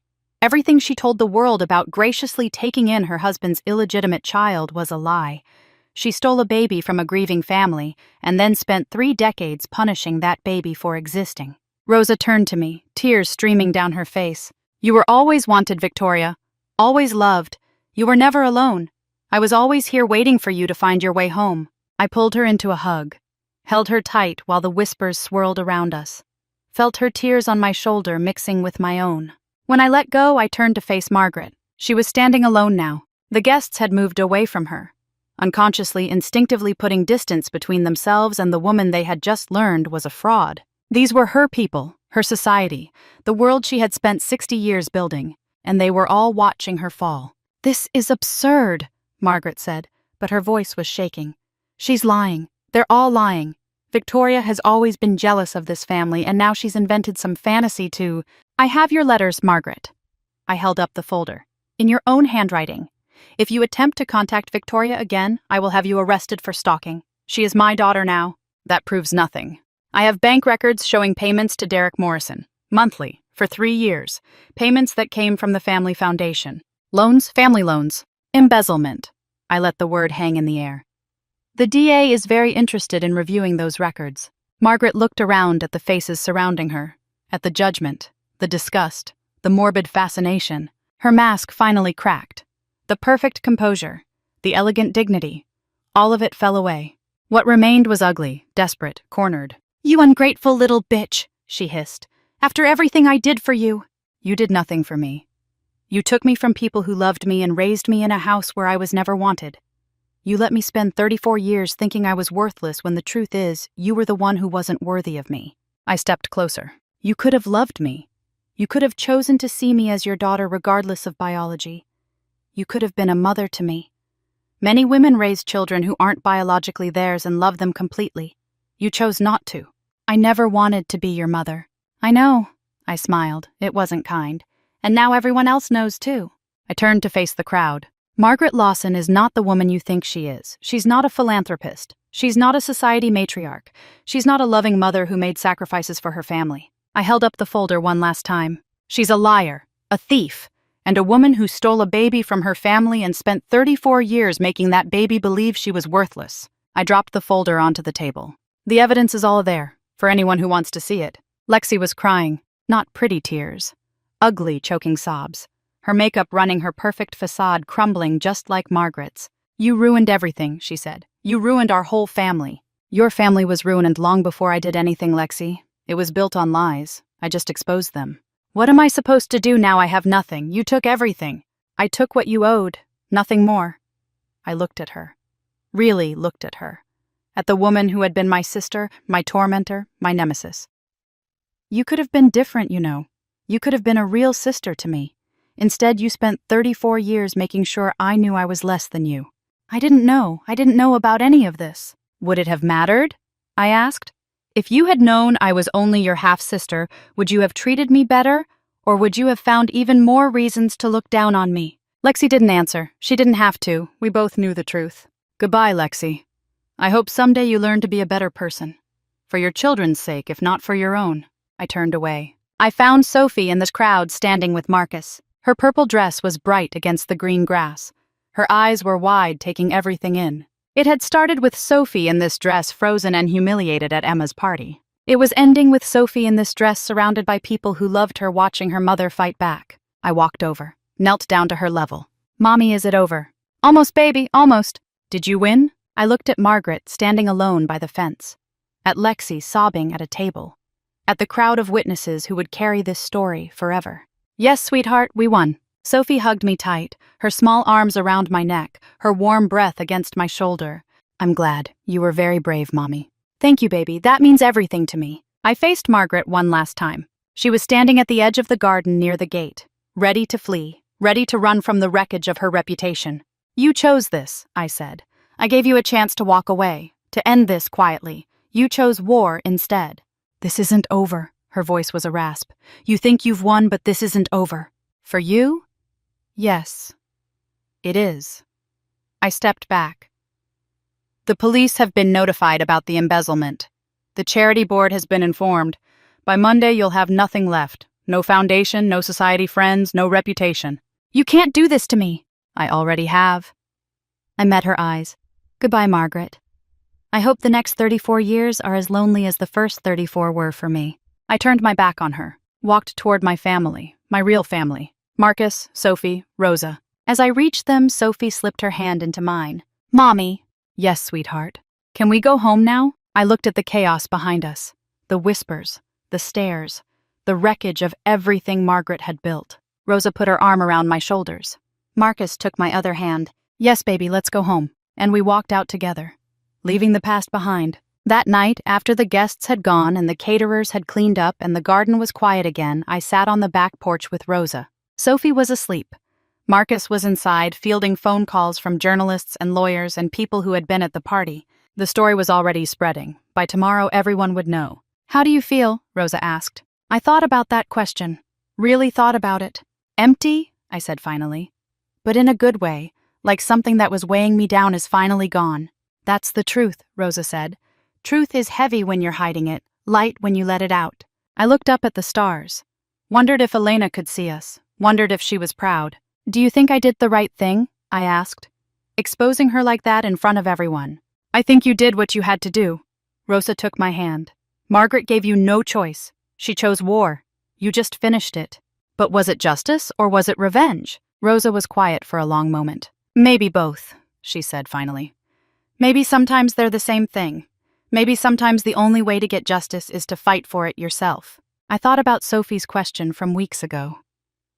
Are you a bully, Mommy? I thought about all the choices I had made, all the plans I had executed, all the pain I had caused. I don't want to be defined by this, I said. I don't want revenge to be my whole story. Then don't let it be. Rosa squeezed my hand. This chapter is over. What happens next is up to you. I looked at the crescent moon rising over the trees. Elena's moon. My mother's moon. What happens next? I repeated. I think what happens next is that I learn to live without the anger. Learn to be happy. Learn to be the mother Sophie deserves. That sounds like a good plan. And I learn to be part of a real family. Your family. The family I should have had all along. Rosa pulled me into a hug. You've always been part of it, mija. Even when you didn't know, even when we were apart, you were always one of us. I held on to her. Held on to this moment of peace. Tomorrow there would be lawyers and reporters and consequences. But tonight there was just this. Family. Truth. A new beginning. The reckoning was over. Now it was time to live. Sunday morning, the world was quiet. I woke up slowly, gradually, the way you do when there's nowhere to be and nothing to run from. Sunlight streamed through the curtains, golden and warm. Marcus was still asleep beside me, his breathing soft and steady, his hand resting on my hip the way it always did. For the first time in months, I felt something I hadn't expected. Peace. The battle was over. The secrets were out. Margaret had been exposed in front of everyone who mattered to her, her carefully constructed reputation crumbling like a sandcastle at high tide. And I was still standing. Still here. Still whole. I got out of bed carefully, not wanting to wake Marcus, and padded downstairs. The house was quiet. Sophie was still sleeping, exhausted from the emotions of yesterday. Rosa was already in the kitchen making coffee, her familiar presence a comfort I was still getting used to. How did you sleep? She asked. Better than I have in years. Maybe better than I have in my entire life. She smiled that warm smile that reminded me so much of the woman in the photographs. Elena's smile. My mother's smile. Good. You deserve rest. You've been fighting for a long time. We sat together in the morning light, drinking coffee, not needing to fill the silence with words. This was what family felt like. Real family. The kind that doesn't need explanations or excuses. The kind that just is. "What happens now?" Rosa asked after a while. "I don't know." I looked out the window at the backyard, still showing evidence of yesterday's party. "I've spent so long planning, scheming, preparing for battle. I'm not sure what peace looks like." "You'll figure it out." Rosa reached over and squeezed my hand. "You've figured out everything else. This will be the easy part." I hoped she was right. Monday, Patricia called with news. "Your investigation has been concluded," she explained. "Not dropped, concluded." What does that mean? It means they reviewed every transaction you made over the past 2 years. Every debt purchase, every shell company, every paper trail Marcus helped you create. I held my breath. And clean. All of it. You bought debt on the secondary market through legitimate channels. You never used proprietary company information to identify targets. You found Derek's name in a public bankruptcy filing, not internal data. What about Lexi's accusations? Her complaint alleged you used inside information, but the timeline proves otherwise. Derek's debt was sold 3 times before you bought it. The mortgage had been transferred twice. Credit cards went through standard collection processes. Patricia paused. "You were careful, Victoria. You were patient, and you were legal. So I'm clear. You're more than clear. HR determined Lexi's complaint was retaliatory, filed specifically to derail your life. She may face consequences for filing a false report. And my job, waiting for you, full reinstatement. Tom said to take another week if you need it, but the investigation is officially closed." I let out a breath I had been holding for weeks. "What about the SEC?" "Withdrawn before they even opened a file." Patricia sounded almost amused. "Turns out filing a false complaint with a federal agency isn't something lawyers recommend. Lexi's attorney told her to withdraw immediately or face potential perjury charges. So there's no federal investigation. There was never going to be one. The SEC gets thousands of complaints. They prioritize based on evidence and impact. A family dispute about legally purchased debt that goes to the bottom of the pile. Her lawyer knew that. He just hoped the threat would scare you into backing off. It almost worked." "Almost," Patricia's voice softened. "But you held your ground, and now you're clear." I thanked her and hung up. Then I sat in my kitchen and let myself feel the relief. It was over. It was really over. That evening, I asked Marcus about Derek. "Indicted yesterday. Federal charges." "For what exactly?" "Extortion for starters. The blackmail payments from Margaret." Marcus pulled up his notes on his laptop. "But here's where it gets interesting. Some of those payments were wired across state lines. That's wire fraud. And the money came from the family foundation, which makes it receiving stolen property. Margaret, too. The DA is still reviewing, but Derek's cooperating, telling them everything in exchange for a lighter sentence." Marcus closed his laptop. "Margaret may face embezzlement charges. The Family Foundation's board is conducting their own investigation, and the civil suits are just beginning." "From who?" "Other donors. Board members who didn't know funds were being misappropriated. Charities that were supposed to receive grants that never materialized." He shook his head. "It's going to be a long, ugly process. Years, probably." I thought about that. Margaret in court. Margaret facing charges. Margaret answering for 34 years of lies. "Good," I said. "Let it be ugly. Let it be long. Let her feel what it's like to be on the other side." "And Lexi?" "What about her?" "She lost the house. Derek is facing prison. Her mother's reputation is destroyed." Marcus looked at me carefully. "Do you feel any sympathy for her?" I considered the question, really thought about it. "A little," I admitted. "She was raised by Margaret, taught to believe that cruelty was acceptable as long as you were on the winning side. In some ways, she's a victim too. But she's an adult. She made her own choices. She could have been kind to me. She could have treated Sophie with respect. She chose not to." I shook my head. "I won't go after her anymore, but I won't feel sorry for her either." Tuesday, Rosa left. I drove her to the airport, both of us quiet during the ride. There was so much to say, and yet nothing that needed saying. We had found each other. That was enough for now. At the terminal, she turned to me with tears in her eyes. "This isn't goodbye," she said. "This is just the beginning of everything that should have happened 34 years ago." "I know. You have a family now, Victoria. A real family. Me. My children Maria and Carlos Jr., your cousins who can't wait to meet you. My grandchildren who need to know their cousin Sophie." She squeezed my hands. "Elena's family. Your family. the family Margaret tried to steal from you. I can't believe it took 34 years to find you. The important thing is that we found each other. Margaret tried everything to keep us apart. She failed. Rosa smiled through her tears. Elena would be so proud of you, fighting back, standing up, not letting them win. Do you really think so? I know so. She was a fighter too. That's where you get it from. Rosa pulled me into a hug, holding me tight. I'll call you tonight, and next month you're coming to Newark. I have 34 years of birthday presents to give you. 34 years of Christmas presents. 34 years of love all wrapped up and waiting. I laughed through my tears. I'll be there, I promise. Bring Sophie. Bring Marcus. Bring everyone you love. My house is big enough. My heart is big enough. She pulled back and held my face in her hands. You were never alone, Victoria. You just didn't know it. But now you know. And now we have the rest of our lives to make up for lost time. I watched her walk through the security line, waving until she disappeared. Then I sat in my car in the airport parking lot and cried. Happy tears. For once, happy tears. The kind of tears that come when something broken finally heals. Wednesday I went to see Margaret. I don't know what made me go. Maybe closure, maybe curiosity. Maybe some part of me that still hoped after everything that she would finally say the words I had waited my whole life to hear. Her new apartment was small, 1 bedroom in a building that catered to seniors, generic furniture, beige walls, a single window overlooking a parking lot.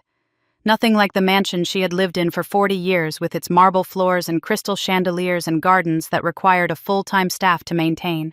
How far she had fallen, and how quickly. She opened the door and stared at me. Her hair was uncombed, her clothes were wrinkled, she looked like she hadn't slept in days. Come to gloat? No, to say goodbye. She hesitated, studying my face for signs of deception. Then she stepped aside to let me in. The place smelled like loneliness, like defeat, like a life that had run out of lies. I spent my whole life trying to earn your love, I said. Trying to figure out what I did wrong, why you couldn't love me. Why I was never good enough, no matter how hard I tried, no matter what I achieved, no matter how much I gave. Margaret walked to the window, looked out at the parking lot below. Such a far cry from the gardens and fountains she was used to. I could have loved you, she said quietly, if you had been someone else's child. If you hadn't been the living proof of his betrayal. But every time I looked at you, I saw him, saw her, saw the woman he loved more than me. That wasn't my fault. No, it wasn't. She turned to face me. She looked older than I had ever seen her, smaller, defeated. The society queen reduced to an old woman in a 1-bedroom apartment. But it didn't matter. The anger was already there. I couldn't let it go. I didn't want to let it go. You could have. You chose not to. Yes, she nodded slowly. I chose not to. I chose to punish you for sins you didn't commit. I chose cruelty over kindness, resentment over love. And now I'm paying for it. We stood there in silence. 34 years of pain between us. 34 years of cruelty and loneliness and words that could never be taken back. I'm not going to apologize, Margaret said finally. I did what I thought was right at the time. I protected my family, my real family, by destroying mine, by doing what I had to do. I walked toward the door. There was nothing more to say. Nothing that would change what had happened. Nothing that would undo 3 decades of damage. I paused at the threshold. I hope you find peace, Margaret. Somehow, eventually. I hope you find something that fills the emptiness you created in your own heart.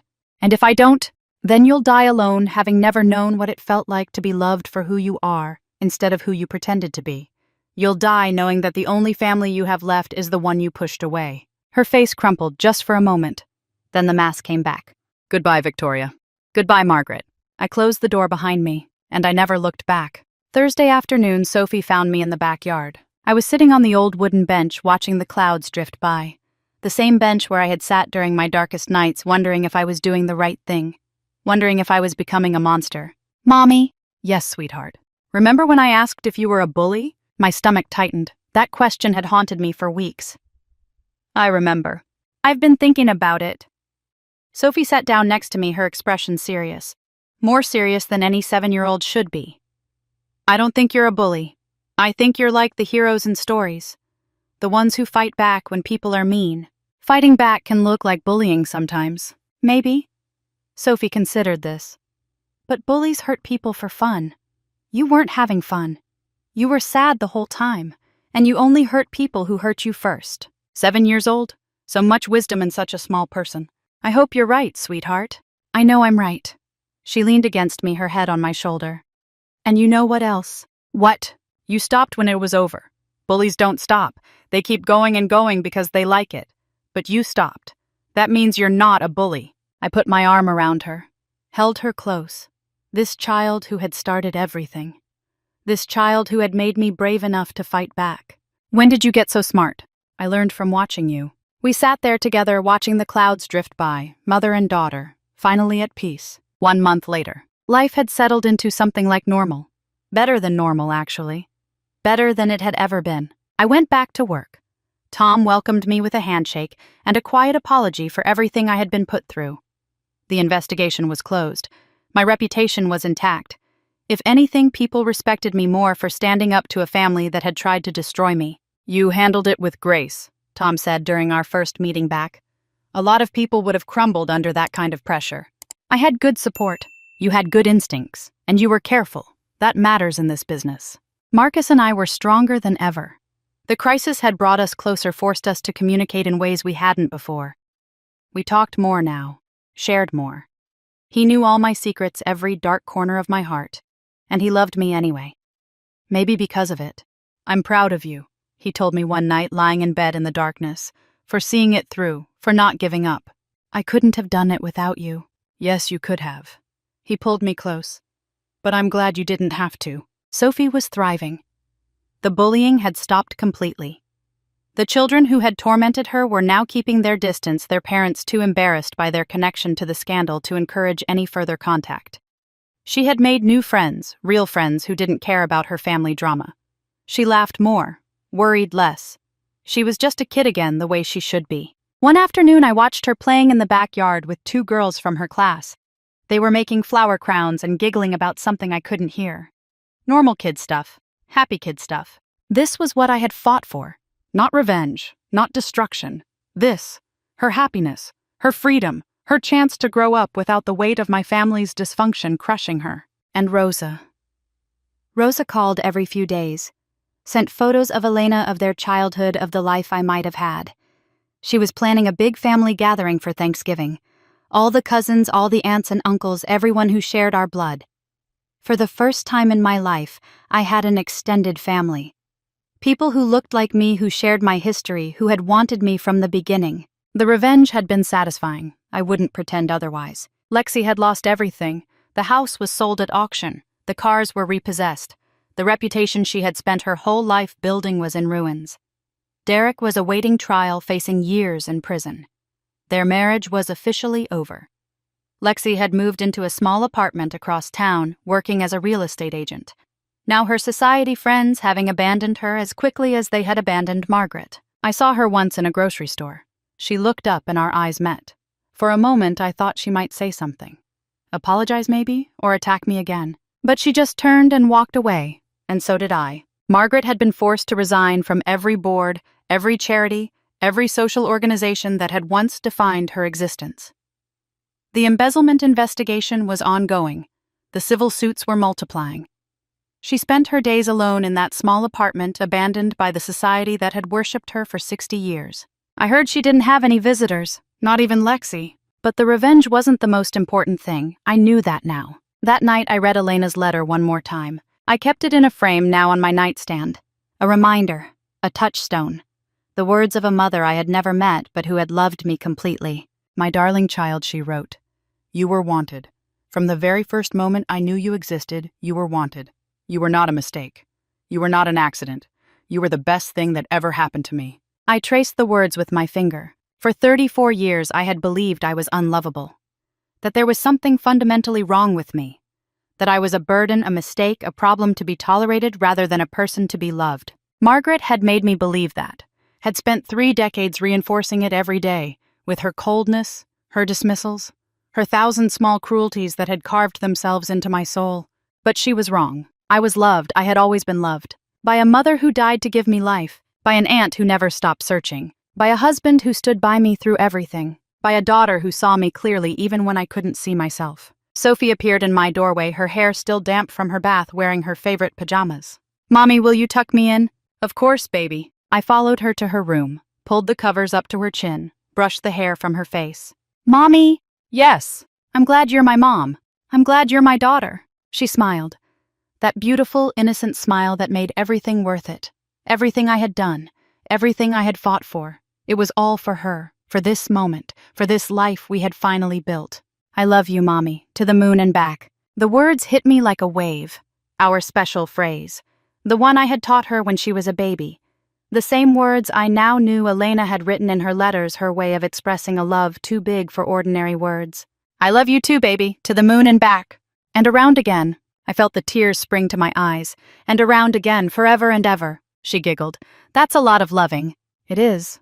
I kissed her forehead. "But you deserve every bit of it." I turned off the light and walked to the door.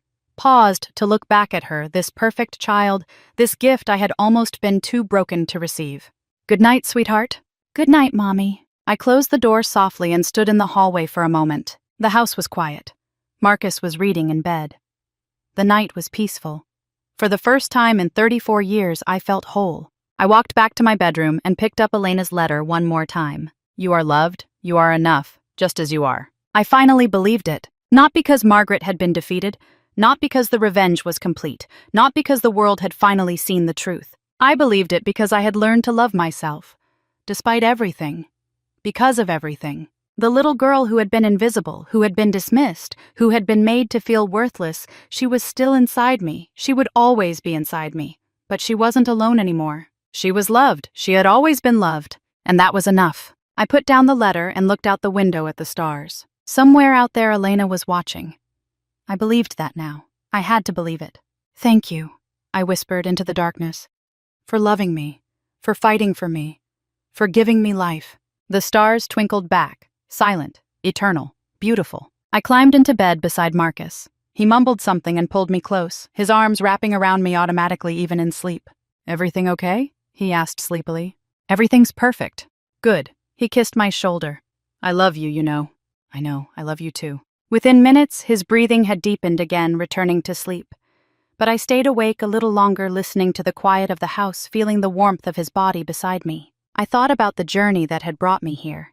The pain, the anger, the years of feeling invisible and worthless. The plan that had consumed me for 2 years. The battles, the victories, the losses. And now finally the peace. It hadn't come the way I expected. Not through revenge, though revenge had played its part. Not through Margaret's downfall, though that had been necessary.